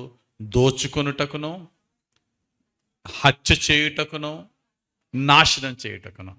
దోచుకుంటే ఏం అది ఈ మాట మనకి యోహాను సువార్త 10:10 ఉంటుంది. చదవన్నాను ఒకసారి, యోహాను సువార్త 10:10. దొంగతనమును. ఇక్కడ దొంగ అంటే ఎవడీడు? సాతానుడు లేక అపవిత్రాత్మ. వచ్చినప్పుడు ఆడి చేసేది ఏంటి? దొంగతనమును, ఫస్ట్ ఏంటి? దొంగతనం, దోచుకోవడం. ఏం దోచుకుంటాడని చెప్పాను ఇందాక? రక్షణ, అభిషేకము, పరిశుద్ధతను దోచేసుకుంటాడు. నెక్స్ట్ హత్య అంటే ఏంటి? ఎయిదర్ జబ్బులతో చంపేస్తాడు, లేకపోతే మనమే చంపుకునేలా చేస్తాడు. తర్వాత నాశనమును చేయుటకు వచ్చును, చివరికి నరకంలోనికి పంపేస్తాడు. ఆడి పనే అది. ఈ పనులు అపవిత్రాత్మ చేసేది. ఇప్పుడు బైబిల్లో కొన్ని రెఫరెన్స్లు చూద్దాం. అపవిత్రాత్మ ఎవరిలో ఉండి పీడించింది? అపవిత్రాత్మతో పీడింపబడిన వారు ఎలా ప్రవర్తించారు? మనం ఒకసారి కనుక బైబిల్లో చూస్తే ఈ అపవిత్రాత్మ పీడితులు, ఉదాహరణకి యేసు ప్రభు చెప్పిన ఒక ఉపమానంలో ఒక వ్యక్తిలో ఉన్న అపవిత్రాత్మట వెళ్ళిపోయి ఎవరిలో దూరదామని ట్రై చేసి ఎక్కడా ప్లేస్ లేకుండా మరలా ఎవరిలోంచి బయటకు వచ్చానో వాడి దగ్గరికి వెళ్దామని చూసేటప్పటికి ఆడు ఇంకా ఖాళీగా ఉన్నాడు. కానీ జాగ్రత్త గమనించండి, దురాత్మతో అపవిత్రాత్మతో విడుదల పొందిన తర్వాత ఖాళీగా ఉండకూడదు, పరిశుద్ధాత్మతో నింపబడాలి. వాడు ఎప్పుడైతే ఖాళీగా ఉన్నాడో వాడికంటే చెడ్డవైన 7 సేమ్ అపవిత్రాత్మలు. అది ఇక్కడ ఆడికి మళ్ళీ మ్యాచ్ అవ్వాలి కరెక్ట్గా. ఆఫీస్ ఒకటే వాళ్ళందరిదే. చదవండి ఒకసారి పరిశుద్ధ గ్రంథం లోకాసు వార్త 11వ అధ్యాయం 26వ వచనం చదవండి. లోకాసు వార్త 11వ అధ్యాయం 26వ వచనం. వెళ్ళి తనకంటే చెడ్డమైన మరి 7 అపవిత్ర ఆత్మలను వెంట పెట్టుకొని వచ్చాను. దురాత్మలను వెంట పెట్టుకోలేదు వీళ్ళు. సరైన జోడి, చక్కటి ఫ్రెండ్షిప్ ఉండాలంటే ఒకేలాంటి మిషన్ ఉండాలి, ఒకే పని వెళ్దాయి. కాబట్టి వీడికన్నా చెడ్డవైన మరి 7 అపవిత్రాత్మలు తెచ్చుకుని వచ్చాను. దానివల్ల జరిగింది ఏంటి చెప్పండి? దానివల్ల జరిగిందేంటి? వాడి కడపటి స్థితి మొదటి స్థితి కంటే చెడిపోయాను. ఇప్పుడు మీకు అర్థం అవ్వాలి. ఏంటి అర్థం అవ్వాలి తెలుసా? ఒక వ్యక్తిలోనికి అపవిత్రాత్మ వస్తే ఏం చేస్తుంది తెలుసా? ఆడినే చెడగొడుతుంది, ఆడికే జబ్బులు రప్పిస్తుంది, ఆడికే వ్యాధులు రప్పిస్తుంది, వాడి రక్షణే పోద్ది, చివరికి ఆడే చచ్చిపోతాడు. గెరేసిన్ దేశంలో చూడండి ఒకసారి. ఆడిలో దురాత్మ ఉందా, అపవిత్రాత్మ ఉందా? సేన అనే దయ్యాలు, దురాత్మ, అపవిత్రాత్మ. ఆడి దారంటే వచ్చే వాళ్ళందరూ రాళ్ళతో కొట్టేసేవాడా లేదా? కొట్టేసేవాడా? అన్నం కాదు, కొట్టేసాడా? దారులంటే వచ్చిన వాళ్ళందరూ రాళ్ళతో కొట్టేసేవాడా? కాదు. ఏం చేసేవాడు? తనను తాను కొట్టుకునేవాడు, రక్తాలు వచ్చేసేలా కొట్టుకునేవాడు. వాడిని కంట్రోల్ చేద్దామని చైన్స్తో బంధిస్తే చైన్స్ని కూడా ముక్కలు చేసేసేవాడు. చేసేసి బంధించే వాళ్ళు కొట్టేసేవాడా? కాదు, వాడికి వాడే కొట్టుకున్నాడు. అందుకుని అపవిత్రాత్మ చేసే పని ఏంటి చెప్పండి? అన్క్లీన్ స్పిరిట్ ఏం చేస్తుంది తెలుసా? ఎవడిలో దూరుతుందో ఆడనే నాశనం చేస్తుంది, వాడికి వాడే కొట్టుకునేలా చేస్తాడు. చూద్దాం ఒకసారి. మార్కు సువార్త 5వ అధ్యాయము 2వ వచనం నుంచి ఉంటుంది. 5వ వచనం చదువు ఒకసారి. మార్కు సువార్త 5:5. వాడు ఎల్లప్పుడూ రాత్రింబగళ్ళు సమాధులలోను కొండలలోను కేకలు వేయచ్చు తన్ను తాను రాళ్లతో గాయపరుచుకొనుచునుండెను. అది రాళ్ళతో ఎవడని కొట్టేయడం ఉంది అక్కడ. తన్ను తానే కొట్టేసుకునేవాడు. ఇందాక చెప్పాను కదా, వాడికి వాడే పాపాలు గురైపోతాడు, త్రాగుడికి గురైపోతాడు, వ్యభిచారానికి గురైపోతాడు, లేకపోతే దేవుడిని విడిచిపెట్టి విగ్రహారానికి వెళ్ళిపోతాడు, లేకపోతే ఆడిష్టం వచ్చిన దేవతలను ఆడికి పూజించుకుంటాడు. మొత్తానికి దేవుడికి సెపరేట్ అయిపోతాడు. చివరికి ఆడి లైఫ్ ఆడికి నచ్చదు, ఆడికాడే కొట్టేసుకుంటాడు. ఆడికాడి చివరికి చచ్చిపో అని ఆత్మహత్య చేసుకోవడానికి ప్రేరేపిస్తాడు సాతానుడు. ఇది అపవిత్రాత్మ చేసే పని. దేవుడు అన్నాడు, దేవుని దృష్టిలో శరీరపరమైన వ్యభిచారం ఏంటో, ఆత్మ సంబంధమైన వ్యభిచారం, దేవుని విడిచిపెట్టి విగ్రహారాధనకి వెళ్ళే వారిని ఏమన్నాడు? నేను విగ్రహారాధికులను, వాటి ప్రవక్తలను, అపవిత్రాత్మలను నేను బయటికి తీసేస్తానన్నాడు. చూడండి అన్నమాట. జకర్యా గ్రంథము 13వ అధ్యాయం 2వ వచనం మనం చూసినట్లయితే, జకర్యా గ్రంథం 13వ అధ్యాయం 2వ వచనం ఈ మాట ఈ విధంగా రాయబడి ఉంది. ఇదే సైన్యములకు అధిపతియగు యెహోవా వాక్కు. ఆ దినమున విగ్రహముల పేర్లు ఇకను జ్ఞాపకం రాకుండా దేశములో నుండి నేను వాటిని కొట్టివేతును, మరియు ప్రవక్తలను అపవిత్రాత్మను దేశంలో లేకుండా చేతును. అపవిత్ర ఆత్మలను ఇంకా దేశంలో లేకుండా చేతును. చెప్పండి, ఇప్పుడు దేశాన్ని అపవిత్రపరిచేది ఏంటి చెప్పండి? అపవిత్ర ఆత్మలు. దేశాన్ని దేవుని నుండి, సృష్టికర్త నుండి సృష్టి వైపుకి విగ్రహారం మళ్లించేది ఏంటి చెప్పండి? అపవిత్ర ఆత్మలు. మనుషులను రోగాలకు గురి చేసేది ఏంటి చెప్పండి? అపవిత్ర ఆత్మ. మనుషులు తాను చంపుకునేలా చేసేది ఏంటి చెప్పండి? అపవిత్రాత్మలు. అందుకనే బైబిల్లో కొన్ని చోట్ల ఉంటుంది, యేసు రోగములను స్వస్థపరిచాను అనే చోట అపవిత్రాత్మను వారి నుంచి వెలగొట్టాను. దేవుని సేవకులు కాళ్ళు చేతులు పడిపోయిన పెరాలసిస్తో ఉన్న వారిని స్వస్థపరిచినప్పుడు వారిలో అపవిత్రాత్మను తొలగించాను. చదవండి నా మాట ఒకసారి చూద్దామా. ముందు యేసు ప్రభు పరిచర్యలో లోకాసు వార్త 6వ అధ్యాయం 17వ వచనం. లోకాసు వార్త 6వ అధ్యాయం 17వ వచనం 18వ వచనం ఈ మాట ఈ విధంగా రాయబడి ఉంది. ఆయన వారితో కూడా దిగివచ్చి మైదానమందు నిలిచినప్పుడు ఆయన శిష్యుల గొప్ప సమూహమును ఆయన బోధ వినుటకును తమ రోగములను కుదుర్చుకొనుటకును యూదయ దేశమంతటి నుండి యెరూషలేము నుండి తూరు సీదోనను పట్టణముల సముద్ర తీరముల నుండి వచ్చిన బహుజన సమూహమును అపవిత్రాత్మల చేత బాధింపబడిన వారును వచ్చి స్వస్థత నొందిరి. ఎవరు పొందిన స్వస్థత? దురాత్మతో పీడింపబడిన వారు స్వస్థ వచ్చారా? నో. అపవిత్ర ఆత్మ పొందిన వారికి స్వస్థత. ఎందుకంటే అపవిత్ర ఆత్మ ఏం చేస్తుంది? వాళ్ళకి రోగం, వ్యాధులు కలుగజేసిన వాళ్ళందరికీ కూడా అపవిత్ర ఆత్మ కలిగిన వారికి స్వస్థతను దేవుడు ఇచ్చినట్టుగా ఇక్కడ మనం చూస్తున్నాం. ఈవెన్ పేతురు గారి పరిచర్యను చూద్దాం. అపోస్తలుల కార్యాలు 5వ అధ్యాయం 16వ వచనంలో పేతురు పరిచర్య చేసినప్పుడు చూద్దాం ఇక్కడ ఏమైందో. అపోస్తలుల కార్యాలు 5:16. మరియు యెరూషలేము చుట్టూ నుండు పట్టణముల జనులు రోగులను అపవిత్రాత్మల చేత పీడింపబడిన వారిని మోసుకొని కూడి వచ్చిరి, వారు స్వస్థత పొందిరి. చూడండి, రోగులను అన్న వెంటనే నెక్స్ట్ వర్డ్ ఏంటి? అపవిత్రాత్మల చేత. అపవిత్ర ఆత్మల చేత అంటే రోగులలో రోగం వెనకాతల ఆ రోగాన్ని ఆపరేట్ చేసేది ఏంటి చెప్పండి? అన్క్లీన్ స్పిరిట్, అపవిత్ర ఆత్మ. అదే పరిచర్యలో అపోస్తలుల కార్యాల్లోనే ఒక పెరాలసిస్తో ఉన్న వారి వెనకాతల ఉన్న అపవిత్ర ఆత్మ గురించి ఇక్కడ మనం చూడొచ్చు. 8వ అధ్యాయం 7వ వచనం. అపోస్తలుల కార్యం 8వ అధ్యాయం 7వ వచనం. అనేకులను పట్టిన అపవిత్రాత్మలు పెద్ద కేకలు వేసి వారిని వదిలిపోయెను. పక్షవాయువు గలవారును కుంటివారును అనేకులు స్వస్థత నొందిరి. చదవబడిన వాక్యంలో మనం చూస్తే అపవిత్ర ఆత్మ వెళ్ళిపోయిన తర్వాత పక్షవాయువు కలిగిన వారికి ఏమొచ్చింది? కనుక ఈసారి మన ప్రార్థన ఈసారి ఎలా ఉండాలి తెలుసా? రోగుల కొరకు ప్రార్థన చేసినప్పుడు దేన్ని బంధించాలి చెప్పండి? గట్టిగా అపవిత్ర ఆత్మను బంధించాలి. ఎక్కడన్నా క్రొత్త ప్లేస్లోకి వెళ్ళి సేవ చేసినప్పుడు ఏం బంధించాలి చెప్పండి? దురాత్మలను, అపవిత్రాత్మలు కాదు, ప్రిన్సిపాలిటీస్ అండ్ పవర్స్. ఏంటంటే అవి ప్రధానులు, అధికారులు ఏం తీసుకుంటాయి? ఈ అపవిత్ర ఆత్మలో చాలా జాగ్రత్తగా వినండి. ఈ అపవిత్ర ఆత్మలో లేక దురాత్మలో మనుషులు శోధిస్తాయి. కానీ ప్రిన్సిపాలిటీస్ అండ్ పవర్స్ అన్నాను చూసారా, అనగా ప్రధానులు, అధికారులు ఎవరిని ఆ ఏరియాలోనికి సువార్త రాకుండా చేస్తాయి. అర్థమైందా? పారసీక దేశంలోనికి రాకుండా గాబ్రియల్ నాపిన ఈ దురాత్మల, అపవిత్రాత్మల రెండూ కాదు, ప్రధానులు. కనుక మనం when we go to any place to preach, అక్కడికి వెళ్ళినప్పుడు వెళ్ళక ముందు, వెళ్ళిన తర్వాత, ఇప్పుడు మనం మినీ క్రూసేడ్ ఒక చోటకే పెడతాం, లేకపోతే అక్కడ సువార్సలు ఎక్కడ పెడతాం. ముందు మనం ప్రార్థన చేయాల్సింది ఏంటంటే ఆ ఏరియాలో ఉన్న టెరిటోరియల్ స్పిరిట్స్ అయినటువంటి ప్రిన్సిపాలిటీస్ అండ్ పవర్స్ని యేసు నామములో నాశనం అయిపోవుగా కానీ ప్రార్థన చేయాలి. దేవునికి స్తోత్రం. ఇప్పుడు మనకి అర్థమవుతున్న క్లారిటీ వచ్చింది ఆ ప్రార్థన. దేవునికి స్తోత్రం కలుగును కాక. క్లారిటీ రావాలా. మనం ఎంత క్లారిటీ ఉంటే అంత పవర్ఫుల్గా ప్రేయర్ ఉంటుంది మనది. ఆ ఏరియాలో ఉన్న ప్రభు, ఈ ఏరియాలో ఉన్న సాతానుగాడి ప్రధానులు ఎవరైతే ఉన్నారో, సాతాను యొక్క అధికారులు ఎవరైతే ఉన్నారో వారందరూ నిరాయుధులు కనుక వారందరిని ఇక్కడి నుంచి తరిమివే ప్రభు, ఎందుకంటే నీ సేవకులుగా నీ నామూలం మేము నిలబడ్డాం. ఆమేన్. అది అన్నమాట. ఇప్పుడు నెక్స్ట్ ఎవరు?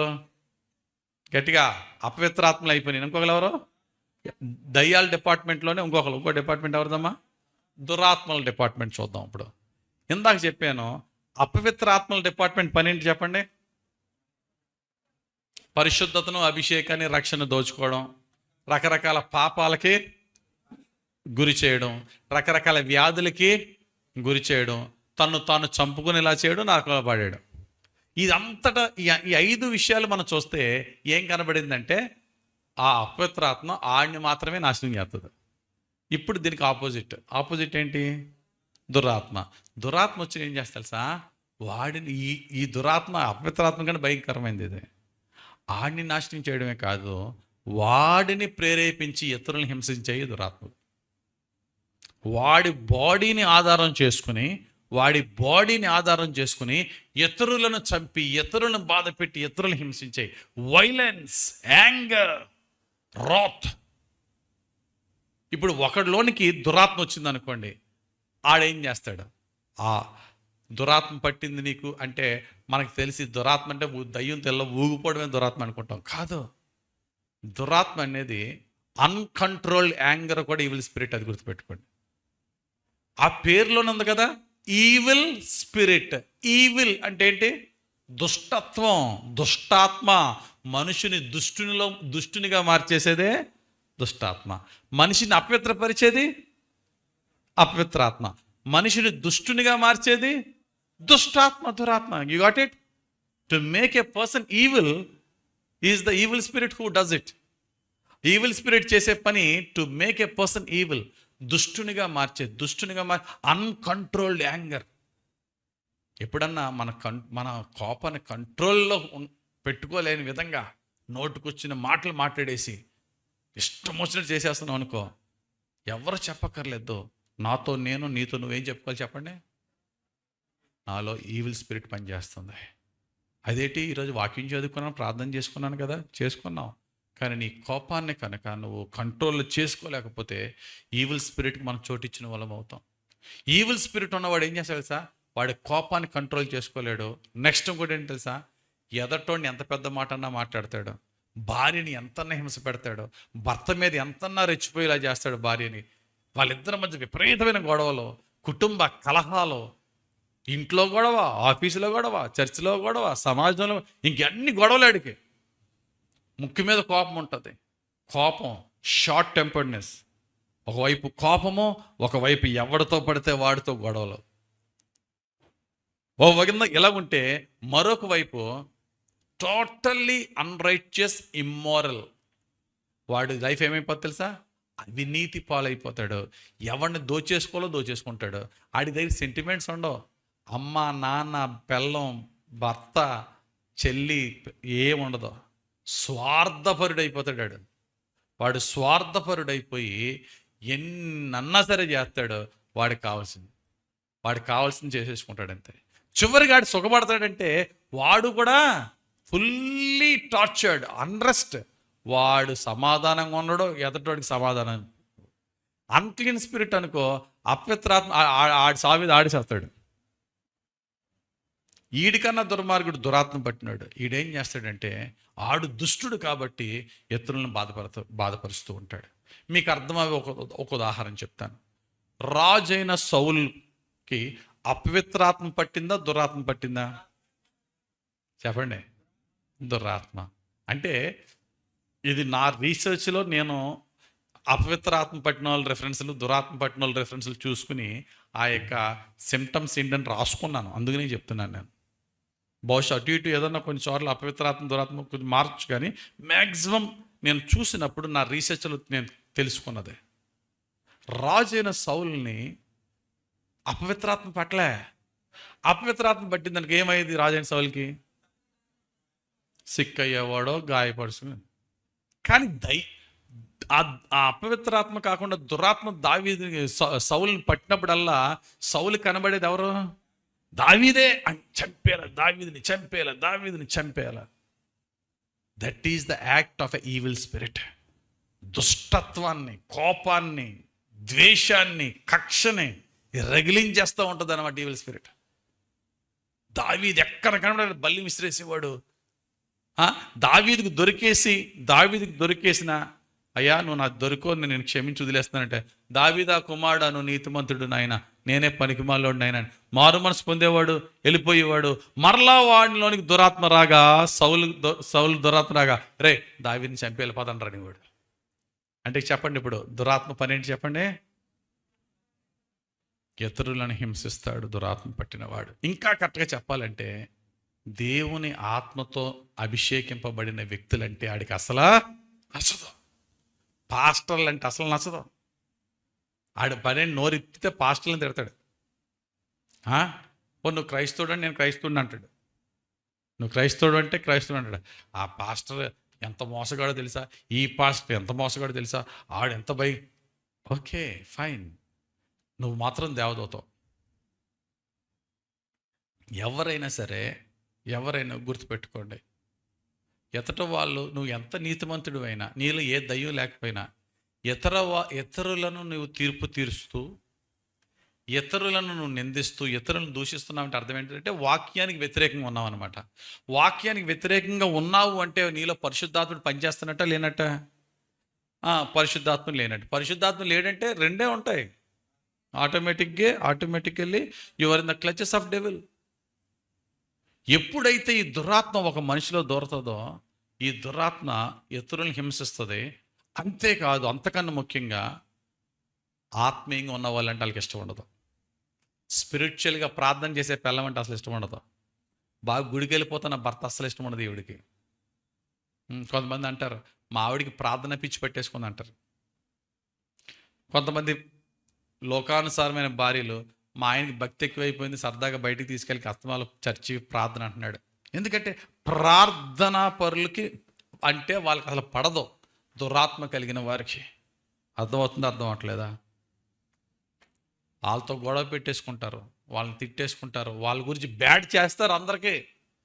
వాళ్ళందరికీ వీళ్ళ పని ఏంటంటే ఆత్మీయంగా ఉన్న వాళ్ళని క్యారెక్టర్ని అసాసినేట్ చేయడం వీళ్ళ పని. ఎదుటోళ్ళని ఎలా చంపేద్దామా, ఆత్మీయంగా చంపేద్దామా, మానసికంగా చంపేద్దామా, శారీరకంగా చంపేద్దామా. ఉదాహరణ, దేవుడు అనుకున్నాడు ఈ రాజైన ఆహాబు గారిని చంపేయాలని. ఎందుకంటే వాడి పాపాలు ఎక్కువైపోయినాయి.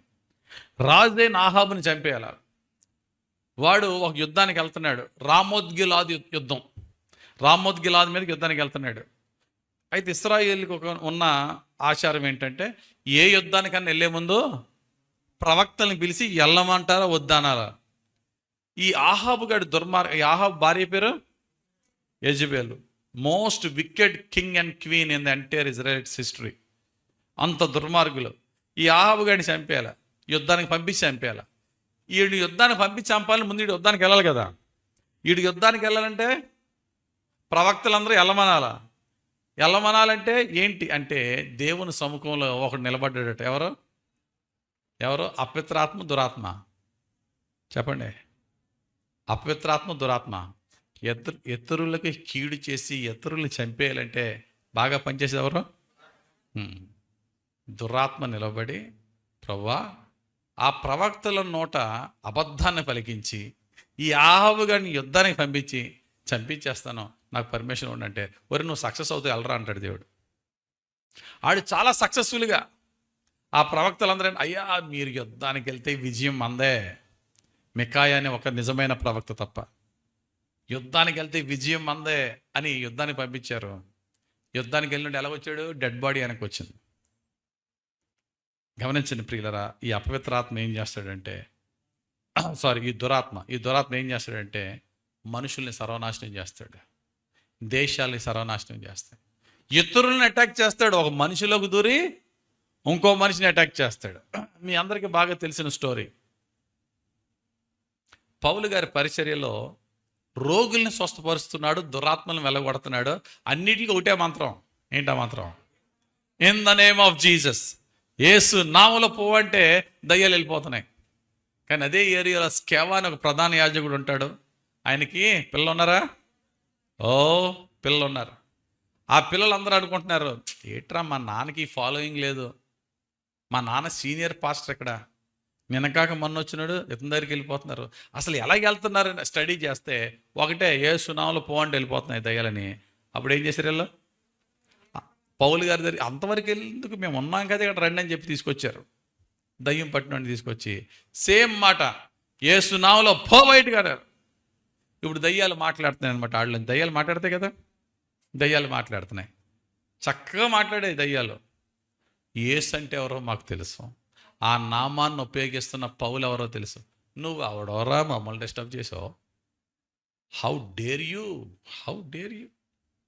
ఎంత ధైర్యం నీకు? యేసు ప్రభు తెలుసు, ఆయన సేవకుడైన పౌలు తెలుసు, నువ్వెవడోరా అడ్రస్ లేనోడు అంటే. దీన్ని బట్టి ఏమర్థమయ్యే వాళ్ళు తెలుసా? నాకు ఎమ్మెల్యే గారు తెలుసు, ఎంపీ గారు తెలుసు, డిఎస్పీ గారు, ఎస్పీ గారు తెలుసు కాదు.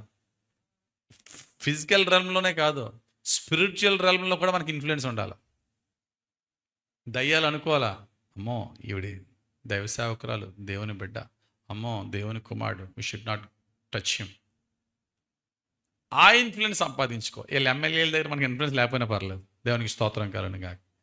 నేను చాలాసార్లు దయ్యాలు వెలగొడుతున్నప్పుడు నేను అంటాను, హూ యామాయ్? అలా అంటారు, మీరు దైవ సేవకులు. నేను ఆనందపడిపోతూ ఉంటాను. దయ్యాలు గుర్తిస్తున్నాయి, దేవునికి స్తోత్రం. అంతేగాని సేవా కొడుకులను నువ్వు అవడవరు అన్నాడు అనుకో, అప్పుడు మన పరిస్థితి ఏంటి? దెబ్బలు తినేలా. చూడండి, ఎప్పుడైనా మీరు గమనించారా? దయ్యం పట్టినోడు చాలా బలం ఉంటుంది. దయ్యం పట్టినోడు ముగ్గురు కూడా ఆఫ్ చేయలేం. ముగ్గురు నలుగురు ఎలాగంటే దయ్యం పట్టినోడు విపరీతమైన స్ట్రెంత్ వచ్చేస్తూ ఉంటుంది. అందుకనే స్కెవా కొడుకుల్లో 2 కొడుకులను ఏం చేసినాడు దయ్యం? ఆ దయ్యం పట్టిన చెత్త కొట్టేసి బట్టలు చింపేస్తే దిగంబరులుగా పారిపోయిరి. పరుగు. మనకి ఈ స్టోరీ మనకి అపోస్తల కార్యాలు 19వ అధ్యాయం 15-16లో ఉంటుంది. చదవద్దులేండి. అంటే ఇక్కడ తెలుసుకోవాల్సింది ఏంటి? ఆడిలో ఉన్న దురాత్మ, అపవిత్రాత్మ. అది దురాత్మ ఏం చేస్తుంది? అటాక్ చేస్తుంది. కొట్టలేదా? చెత్త కొట్టేసి బట్టలు చింపేస్తే దిగంబరులుగా పారిపోయారు. ఇప్పుడు మీకు అర్థమైందా దురాత్మకి, అపవిత్రాత్మకి? దురాత్మ ఏం చేస్తుంది? మనిషిలో కోపాన్ని రేపుతుంది, మనిషిని గొడవలకి ప్రేరేపించేస్తుంది, మనుషుల్ని భార్య మీదకి భర్తనే, భర్త మీదకి భార్యని, పిల్లల మీద తల్లిదండ్రుల మీద పిల్లల్ని గొడవలకు గురి చేస్తుంది. దైవ సేవకులంటే అస్సలు ఇష్టపడదు. కొద్దిగా ఆత్మీయంగా, ప్రార్థనాపూర్వకంగా, వాక్యానుసారంగా మాట్లాడే వాళ్ళు అంటే వాళ్ళకే కంపరం. వాళ్ళతో గొడవ పెట్టుకుంటారు, వాళ్ళ గురించి అందరికీ చెప్తారు. ఇవన్నీ దురాత్మ పట్టినోడి లక్షణాలు. కనుక అందుకనే పౌలు గారు ముందే చెప్పేశారు, అటువంటి వాడిని చూసినప్పుడు ఆడి మీద మీరు కోపం పెట్టుకోవద్దు. మీరు పోరాడేది శరీరాలతో కాదు, ఆడి లోపల ఉన్న దురాత్మలతో. కాబట్టి మన అప్రోచ్ మారిపోవాలి. ఈసారి మన ప్రార్థన మారిపోవాలి. ప్రభు ఆడికి బుద్ధి చెప్పు ప్రభు, వాడిని సరైన విధంగా మార్చు ప్రభు. కాదు, ఆడిలో ఉన్న దయ్యాన్ని కాల్చే ప్రభు. అప్పుడు ఆడు బాగుపడతాడు. అంతేనా? శరీరం మీద కూడా మనం కోపం పెట్టుకోవద్దు. ఆ శరీరంలో ఉన్న దురాత్మ వాడిని ప్రేరేపించి నన్ను బాధపరుస్తుండగా ఆ దురాత్మను శిక్షించు ప్రభు అని ప్రార్థన చేద్దాం. దేవునికి స్తోత్రం కలుగునుగాక. చివరగా ఈ దయ్యాల గురించి ధ్యానించుకున్నాం కదా. చివరగా ఈ దురాత్మలతో మనం ఎలా ఫైట్ చేయాలా? ఈ ఒక్క మాట చెప్పి నా మాటలు ముగిస్తున్నా. దురాత్మలతో, చీకటి శక్తులతో, అపవిత్ర ఆత్మలతో, ప్రధానులతో, అధికారులతో, లోకనాథులతో, దురాత్మ అంధకార శక్తులతో మనం పోరాడాలంటే మనకేం కావాలి? 5 వెపన్స్ మీకు చెప్తాను చూడండి. 5 విషయాలు మీరు తెలుసుకుంటే అద్భుతంగా మీరు పోరాడవచ్చు. నెంబర్ 1, దురాత్మతో పోరాడాలంటే నెంబర్ 1 ఆయుధం ఏంటి తెలుసా? అందరూ యూజ్ చేసిన ఆయుధమే, in the name of Jesus. Use the name of Jesus.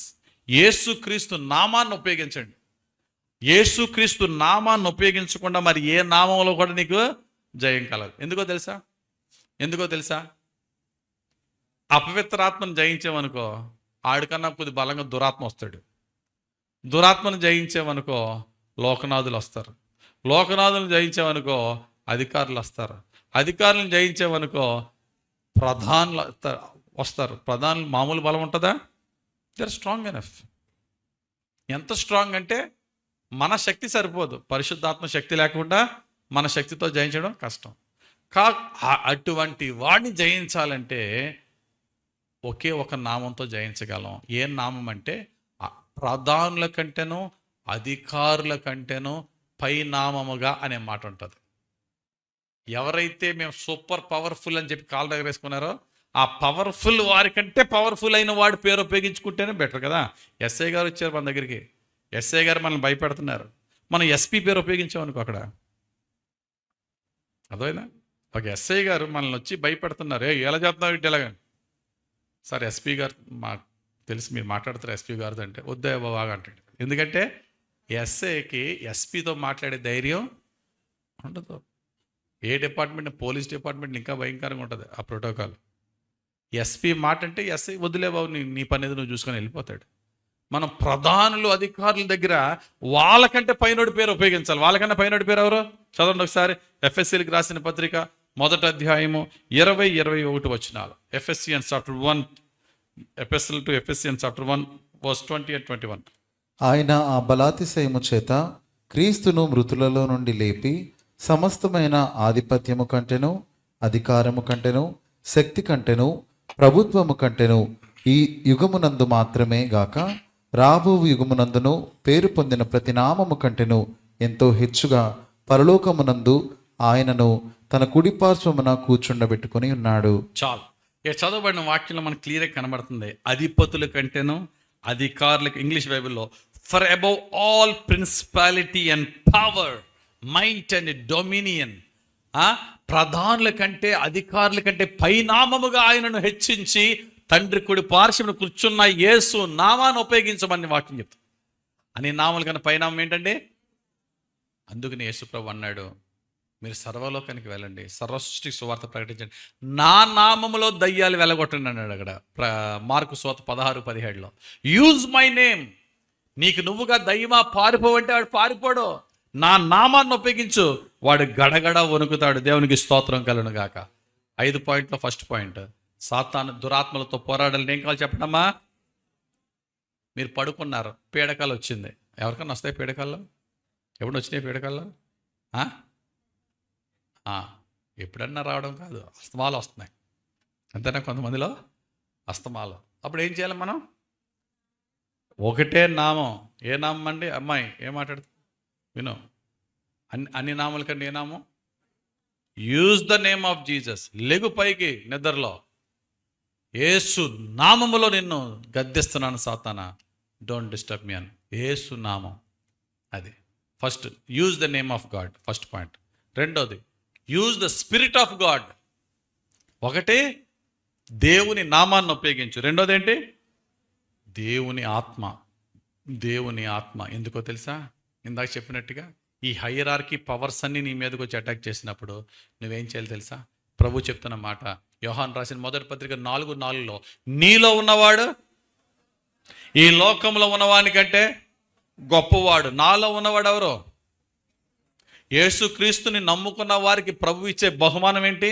పరిశుద్ధాత్మను బహుమానంగా ఇస్తాడు.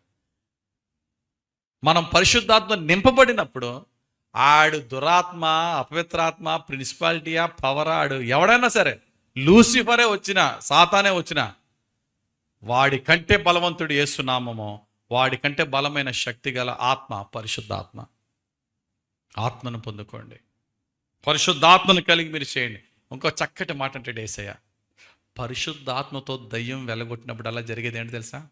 దేవుని రాజ్యం మీ మధ్యకి వచ్చిందని తెలుసుకోండి. When you destroy the powers of devil with the power of holy spirit. నేను పరిశుద్ధాత్మతో దయ్యములను వెళ్ళగొడితే దేవుని రాజ్యం మీ మధ్యకి వచ్చిందని తెలుసుకో. చదవనమాట మత్తయి సువార్త 12:28. మత్తయి సువార్త 12:28 చూసినట్లయితే, దేవుని ఆత్మ వలన నేను దయ్యములను వెళ్ళగొట్టుచున్న ఎడల నిశ్చయముగా దేవుని రాజ్యము మీ యొద్దకు వచ్చి ఉన్నది. చూడండి, దీన్ని బట్టి దేవుని ఆత్మ వలన దయ్యములను వెళ్ళగొడితే నిశ్చయముగా మీ మధ్యకి ఏమొచ్చింది? దేవుని రాజ్యం వచ్చింది. దీన్ని బట్టి ఏమర్థమైంది?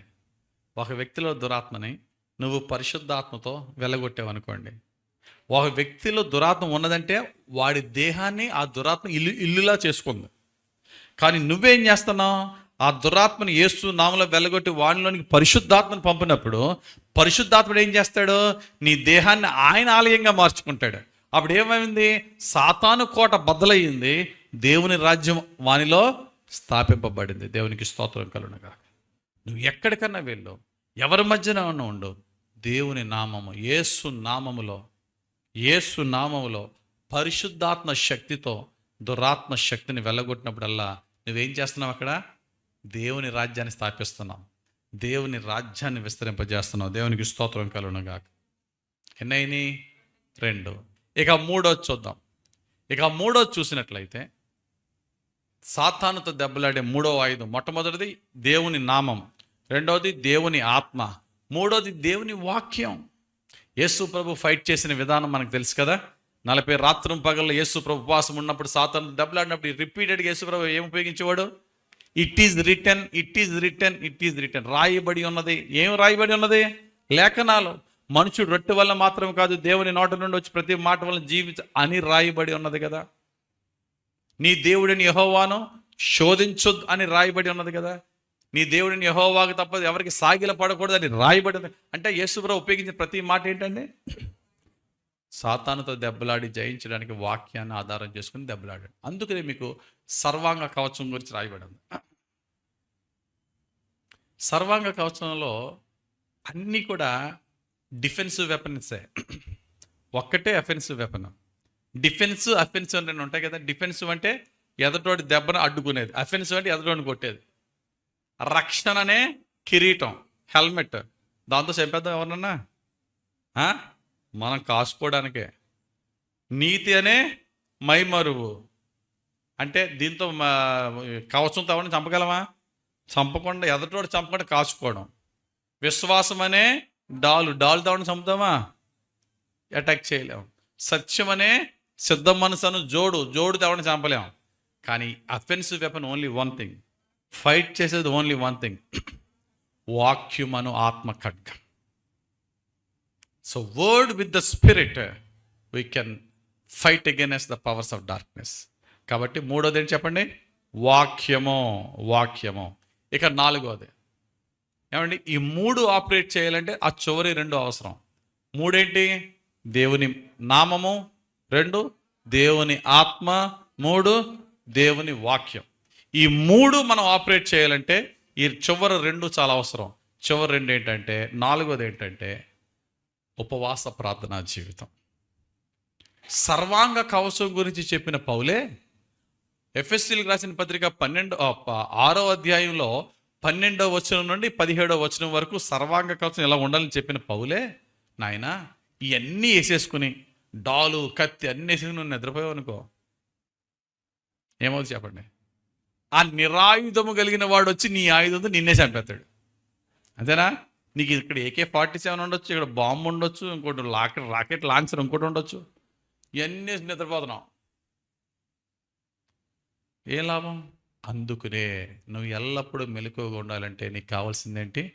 ఎడతెగని ప్రార్థనా జీవితం. చదవండి ఆ మాట. ఎఫెసీయులకు రాసిన పత్రిక 6వ అధ్యాయం 18వ వచనం ఈ మాట ఈ విధంగా రాయబడింది. ఆత్మ వలన ప్రతి సమయమునందును ప్రతి విధమైన ప్రార్థనను విజ్ఞాపనను చేయుచు ఆ విషయమై సమస్త పరిశుద్ధుల నిమిత్తమును పూర్ణమైన పట్టుదలతో విజ్ఞాపన చేయుచు మెలకువగా ఉండుడి. చాలు. విజ్ఞాపన చేయుచు, పట్టుదలతో విజ్ఞాపన చేయుచు, ఎడతెగక ప్రార్థన చేయుచు, మెలకువగా ఉండుడి. ఒకసారి యేసు ప్రభు రూపాంతర కొండ మీద నుంచి వస్తున్నప్పుడు ఆ కింద శిష్యులు దయ్యం వెళ్ళగొట్టమంటే ట్రై చేసేదని వెళ్ళలేదు. యేసుప్రభు ఒక మాటతో వెళ్ళిపోయింది దయ్యం. జనాలందరూ వెళ్ళిపోయిన తర్వాత యేసుప్రభు దగ్గరికి వచ్చి శిష్యులు అన్నారు, ప్రభువా మరి మేము ఇంతకుముందు చిన్న చిన్న పిల్ల దయ్యాలను వెళ్ళగొట్టేశాం, ఇది మొండి దయ్యం, దీన్ని వెళ్ళమంటే వెళ్ళలేదు, నువ్వు వచ్చి గెట్అవుట్ అంటే వెళ్ళిపోయింది. How you could able to do, why we couldn't do, నువ్వు ఎలా చేసేసావు, మేము ఎందుకు చేయలేకపోయాం అన్నప్పుడు యేసుప్రభు ఇచ్చిన ఒకే ఒక మాట, యేసయ్యకు ప్రార్థన ఉంది, వీళ్ళకే ప్రార్థన ఉంది, కానీ ఎక్కడా కూడా యేసుప్రభు శిష్యులు ఉపవాసం ఉన్నట్టు ఎక్కడా లేదు. ఆయన బ్రతికున్నప్పుడు యేసుప్రభు అన్నాడు, ఇటువంటిది ఉపవాస ప్రార్థన వల్ల మాత్రమే అనే మాట మార్కు సువార్త 9వ అధ్యాయం 29లో ఉంటుంది. 9:29 ప్రార్థన అని కింద ఫుట్ నోట్లో ఉపవాస ప్రార్థన. ఇంగ్లీష్ బైబిల్ ఖచ్చితంగా ఫాస్టింగ్ ప్రేయర్ ఇచ్చాడు. Prayer and fasting. నేను అందుకనే చెప్తున్నాను ఉన్న వాళ్ళందరికీ, ఆదివారం ఎంత చక్కగా ఇక్కడికి వస్తున్నారు చర్చ్కి, శుక్రవారం మనం ఉపవాస ప్రార్థన కండక్ట్ చేస్తున్నాం. ఉపవాస ప్రార్థనలో ఎదగండి దయచేసి. మీ ఆత్మీయ జీవితాన్ని పెంచుకోండి. వారంలో ఒక్క పూట ఉపవాస ప్రార్థన చేయండి. ఉపవాస ప్రార్థన చేసిన వాళ్ళే పరలోక రాజ్యానికి వెళ్తారని ఎక్కడ రాయబడిందా? లేదు. ఉపవాస ప్రార్థన పరలోక రాజ్యానికి అవసరం అని ఎక్కడ లేదు. కానీ ఈ లోకాన్ని జయించాలంటే ఉపవాస ప్రార్థన మనకు చాలా అవసరం. యేసుప్రభు ఉపవాసం ఉన్నారా? యేసుప్రభు తర్వాత ఆయన శిష్యులు అపోస్తులు ఉపవాసం ఉన్నారా? పాత నిబంధనలో ప్రవక్తలు ఏలియా, మోషే లాంటి వాళ్ళు ఉపవాసం ఉన్నారా? మరి మనకేంటి జబ్బు? Why don't we do? మనం ఎందుకు చేయట్లేదు? ఒక పూట ఉపవాసం ఉంటుంటే ఆ రాత్రి నిద్ర పట్టట్లేదండి బాబు అంటారు కొంతమంది. క్రేవింగ్స్ వచ్చేస్తూ ఉంటాయి అన్నమాట. అయ్యి బాబు పడుకుంటున్నాం కానీ నిద్ర రాదు. అది ఎప్పుడు? చిన్నప్పటి నుంచి నువ్వు అలవాటు చేసుకో. మొక్కై వంగనదే పెద్దయిన తర్వాత వంగదు. అది చిన్నప్పటి నుంచే వంచేయాలి. పిల్లలకి నేర్పండి ఉపవాస ప్రార్థన. తల్లిదండ్రులు ఉపవాస ప్రార్థనకి రండి, మీ పిల్లల్ని తీసుకుని ఉపవాస ప్రార్థనలు మోకరింపజేయండి. అది ఎంత అద్భుతమైన శక్తి మీ జీవితంలో, మీ పిల్లల జీవితం ఇస్తుందో మీరు ఊహించలేరు. నేను చెప్తున్నాను. ఇంట్లో మా తల్లిదండ్రులు నేర్పిన అతి పెద్ద, అతి మంచి, అతి గొప్ప మేలు ఏంటంటే ఫాస్టింగ్ ప్రేయర్ 6వ తరగతి నుంచి నేర్పారు. సాయంకాలం, శుక్రవారం సాయంకాలం ఇంట్లో వంట ఉండేది కాదు, పొయ్యి వెలిగించేవారు కాదు. కొన్ని రోజులు మా నాన్నగారికి భయపడి ఉపవాసం ఉండేవాళ్ళం, అమ్మో డాడీ తిడతారని. ఆ తర్వాత దేవుని ప్రేమించి ఉపవాసం, అది ఎన్నో శోధల నుంచి తప్పించి, ఎన్నో అపవిత్రత నుంచి రక్షించి, శరీరాన్ని నలగొట్టి ఆత్మను బలపరిచేది ఉపవాస ప్రార్థన. ప్రియులారా, మీరు దయచేసి మీరు మీ పిల్లలు వారంలో ఒక్క పూట, శుక్రవారం ఉండాలా, ఆదివారం ఉండాలి, ఏం లేదు, ఎప్పుడన్నా ఉండొచ్చు. కాకపోతే ఫిక్స్డ్గా ఉండండి. ఈరోజు మా ఇంట్లో బిర్యానీ చేశారు కాబట్టి ఈరోజు వద్దులే ఉపవాసం, రేపు. నేను శుక్రవారం ఉపవాసం ఉందాం అనుకున్నా రాత్రి, కానీ పెళ్ళికి మంచి మటన్ బిర్యానీ ఉంటుంది, కొన్ని సాటర్డే. అది కాదు, ఫిక్స్ చేసుకోండి. ఆ టైంని దేవుడికి డెడికేట్ చేయండి. పెళ్ళే రాని, ఇంటికి బిర్యానీలే రాని, పక్కన పెట్టంతే. కడుపు మార్చుకో, ఉపవాసం ఉండు, 1 గంట ప్రతిరోజు కన్నా ఆ రోజు కొద్దిగా ఎక్కువ ప్రార్థన చేయి. ఆ ఫాస్టింగ్ ప్రేయర్ ఏం చేస్తా తెలుసా? పవర్స్ ఆఫ్ డార్క్నెస్, సమస్తమైనటువంటి చీకటి శక్తులపై నీకు అధికారం ఇస్తుంది. దేవునికి స్తోత్రం కలుగునుగా. ఎన్నైనా 4 అండ్ లాస్ట్ అండ్ ఫైనల్ 5వది, దురాత్మలతో దెబ్బలాడాలి అంటే, అబ్బాబ్బే నాకు దెబ్బలాడినండి బాబు, నాకెందుకంటే అంటారేమో. కాదు, నువ్వు దెబ్బలాడపోయినా నీతో దెబ్బలాడుతున్నా, నువ్వేం చేయాలా? చచ్చినట్టు దెబ్బలాడాలి. నేను ఎవడి జోలికి వెళ్ళనండి బాబు అంటే వాళ్ళే నీ జోలికి వస్తారు. అప్పుడు ఏం చేస్తావు? తప్పదు, యూ హ్యావ్ టు రెసిస్ట్. అవునా? వాడిని ఎదిరించాలా. కనుక 5వదిగా దురాత్మలో దెబ్బలాడేవాడికి కావాల్సింది ఏంటి తెలుసా? Keep your life Holi and obedient to the word of God. పరిశుద్ధంగా ఉండు, వాక్యానికి విధేయత కలిగి ఉండు. పరిశుద్ధత లేకుండా నేను ఉపవాసం ఉన్నానండి, రాత్రంతా ఉపవాసం ఉన్నానండి, ఉదయం తాగేసానండి, లేకపోతే ఉదయం అంతా ఉపవాస ప్రార్థన చర్చిలో గడిపానండి, రాత్రంతా టీవీతోనూ లేక సెల్ ఫోన్తోనూ అపవిత్రమైన దాంతో గడిపానండి. No use. అపవిత్రాత్మ ఎంటర్ అయిపోతున్న లోపలికి, దురాత్మ ఎంటర్ అయిపోయి నువ్వేం బలవంతుడు అవుతావు. అందుకు నువ్వు ఎప్పుడన్నా డెవిల్ని ఎదిరించేటప్పుడు ఒక ప్రాసెస్ ఇచ్చాడు, 3 స్టెప్పులు ఇచ్చాడు యాకోబు భక్తుడు. దేవునికి లోబడుడి, అప్పుడు అపవాదిని ఎదిరించండి, అప్పుడు వాడు మీ ఎదురండి పారిపోతాడు. యాకోబు 4:7. మనం ఫస్ట్ చేయం, 2:3 చేయడం ట్రై చేస్తాం. సాతానా పో అంటే స్కెవా పిల్లలాగా అయిపోతాం. దేవునికి లోబడి ఫస్ట్ చేద్దాం. దేవునికి లోబడదాం. దేవునికి లోబడడం అంటే ఏంటో తెలుసా? కనీసం నీ జీవితంలో సాతాను గడి రావడం కాదు, చిన్నగా లైట్గా అడుగట్టడానికి కూడా ఛాన్స్ ఇవ్వకూడదు. జస్ట్ కొంచెం కూడా. అందుకనే వాక్యం చెప్తుంది ఎఫ్ఎస్సి 4:27. ఎఫ్ఎస్సి 4:27 ఏముందమ్మా? అపవాదికి చోటియ్యకుడి. ఏంటంటే అపవాదికి టీవీలో వరల్డ్లీ స్టఫ్ చూస్తూ, సెల్ ఫోన్లో వరల్డ్లీ అపవిత్రమైన చూస్తున్నావు అంటే అర్థం ఏంటి తెలుసా? సాతానారా, మరీ ఎక్కువైపోయింది నాకు భక్తి, కొంచెం నీకు చోటేస్తాను, చిన్న కుర్చీ వేస్తున్నాను అన్నట్టే. జాగ్రత్త. దేవునికి లోబడి అపవాదికి చోటియొద్దు. You are fighting against evil. How you could be evil to fight against evil? How you get the victory to get the victory against evil with evil? కీడుని కీడుతో ఎలా జయించగలవు? నువ్వు చెడుని చెడుతో ఎలా జయించగలవు? అంతేనా?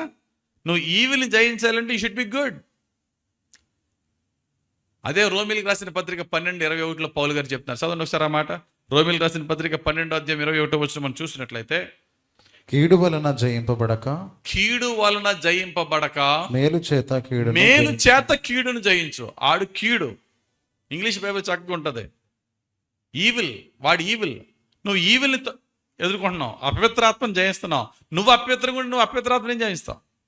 నువ్వు దుష్టాత్మని జయిస్తున్నావు. నువ్వు దుష్టుడి గుండి దుష్టాత్మని ఎలా జయిస్తావు? నువ్వు మంచిగా మారు, అప్పుడు ఆడు దుష్టుడు నీకు భయపడతాడు. కాబట్టి 5వదిగా మన క్యారెక్టర్ని కాపాడుకుందాం. మన డైలీ మన పనుల్లో, మన ఎంటర్టైన్మెంట్లో పవిత్రతను కాపాడుకుందాం, పరిశుద్ధంగా ఉందాం. అప్పుడు పైన 4 పని చేస్తాయి. అంతేనా? ఈ లాస్ట్ పవిత్రంగా లేకుండా పైన 4, నాకు వాక్యం తెలుసా, నాకు అభిషేకం ఉందో తెలుసా, నాకు యేసు నామం ఉందో తెలుసా, నిన్నే ఉపవాస ప్రార్థన చేసేది తెలుసా, కానీ ప్రస్తుతం నువ్వు అపవిత్రంగా ఉన్నది తెలుసా? నీ హృదయం నువ్వెందుకు నీకన్నా బాగా తెలుసా సాతానికి నువ్వు చేసే అంతేనండి? మనం చేసే రహస్య పనులన్నీ సాతానుగాడికి ఇంకా బాగా తెలుస్తాయి. ఆడు రెచ్చిపోతాడు మన మీద. కనుక దివారాత్రులు, అందుకు నేను చెప్తాను, క్రైస్తవుని జీవితం, ఒక క్రైస్తవురాలి జీవితం యుద్ధ భూమిలో ఉన్న సైనికుడు. అబ్బాయి, యుద్ధ భూమిలో ఉన్న సైనికుడు నాకు ఒక 5 నిమిషాలు రెస్ట్ కావాలి ఆగండి అంటాడా? నువ్వు రెస్ట్ తీసుకుని నేను వేసేస్తానంటాడు. ఇంక లేదు, ఇంకా 24/7 put on the armour of God. 24 గంటలు ఏముండాలి మనకి? సర్వాంగ కవచం ఉండాలి. చర్చిలో ఉన్నప్పుడు కాదు, ఇంట్లో నైట్ డ్రెస్ వేసుకున్నప్పుడు కూడా సర్వాంగ కవచం ఉండాలి. డ్రెస్ ఉన్నా లేకపోయినా మనకు ఆత్మ సంబంధమైన సర్వాంగ కవచం ఉండాలి. వేర్ ఎవర్ యు ఆర్, దేవుని వాక్యం అనే ఖడ్గంతోనే నువ్వు ఉండాలి. అందుకని అంటాడు, ఇన్ని ప్రామిసులు ఉన్నాయే నీకు, ఎంత గొప్ప వాగ్దానం ఉందే, ప్రధానులను, అధికారులను, లోకనాథులను, దుష్టశక్తులను జయించేస్తామని ఇన్ని వాగ్దానాలు దేవుడు ఇచ్చాడే. ఈ వాగ్దానాలన్నీ నెరవేరాలంటే ఏం చేయాలి? ఒకటే చెయ్యి, ఈ మాలిన్యం నుంచి నువ్వు బయటికి రారా చాలు అన్నాడు వాక్యం. అదొక్కడే చదివి నా మాటలు ముగిస్తున్నాను. కొరింథీయులకు రాసిన 2వ పత్రిక 7వ అధ్యాయము 1వ వచనం. అపోస్తులైన పౌలు కొరింథీ సంఘానికి రాసిన 2వ పత్రిక 7వ అధ్యాయం 1వ వచనం ఏముందండి? ప్రియులారా, మనకు ఈ వాగ్దానములు ఉన్నవి గనుక దేవుని భయముతో పరిశుద్ధతను సంపూర్తి చేసుకొనొచ్చు. మనకి ఎన్నో వాగ్దానాలు ఉన్నాయి కాబట్టి ఆ వాగ్దానాలు మన సొంతం అవ్వాలంటే, ఆ వాగ్దానాలు మన జీవితంలో నెరవేరాలంటే దేవుని భయముతో పరిశుద్ధతను సంపూర్తి చేసుకొనొచ్చు. శరీరమునకును ఆత్మకును కలిగిన సమస్త కల్మషము నుండి మనలను పవిత్రులనుగా చేసి కొందాము. That is the only thing we need to do. శరీరానికి ఉన్న కల్మషము, మనస్సుకి, ఆత్మకు ఉన్న కల్మషం నుండి మనం బయటికి వద్దాం. మనల్ని మనం పవిత్రులను చేసుకుందాం. దేవుని వాక్యంతో పవిత్రులను చేసుకుందాం. ప్రార్థన, మారు మనసుతో పవిత్రులను చేసుకుందాం. పరిశుద్ధతను సంపూర్తి చేసుకుందాం. అప్పుడు దేవుడు మనల్ని ఆయన చేతిలో సాధనాలుగా వాడుకుంటాడు. అప్పుడు ఈ 5 మన జీవితంలో మనం నెరవేర్చగలం.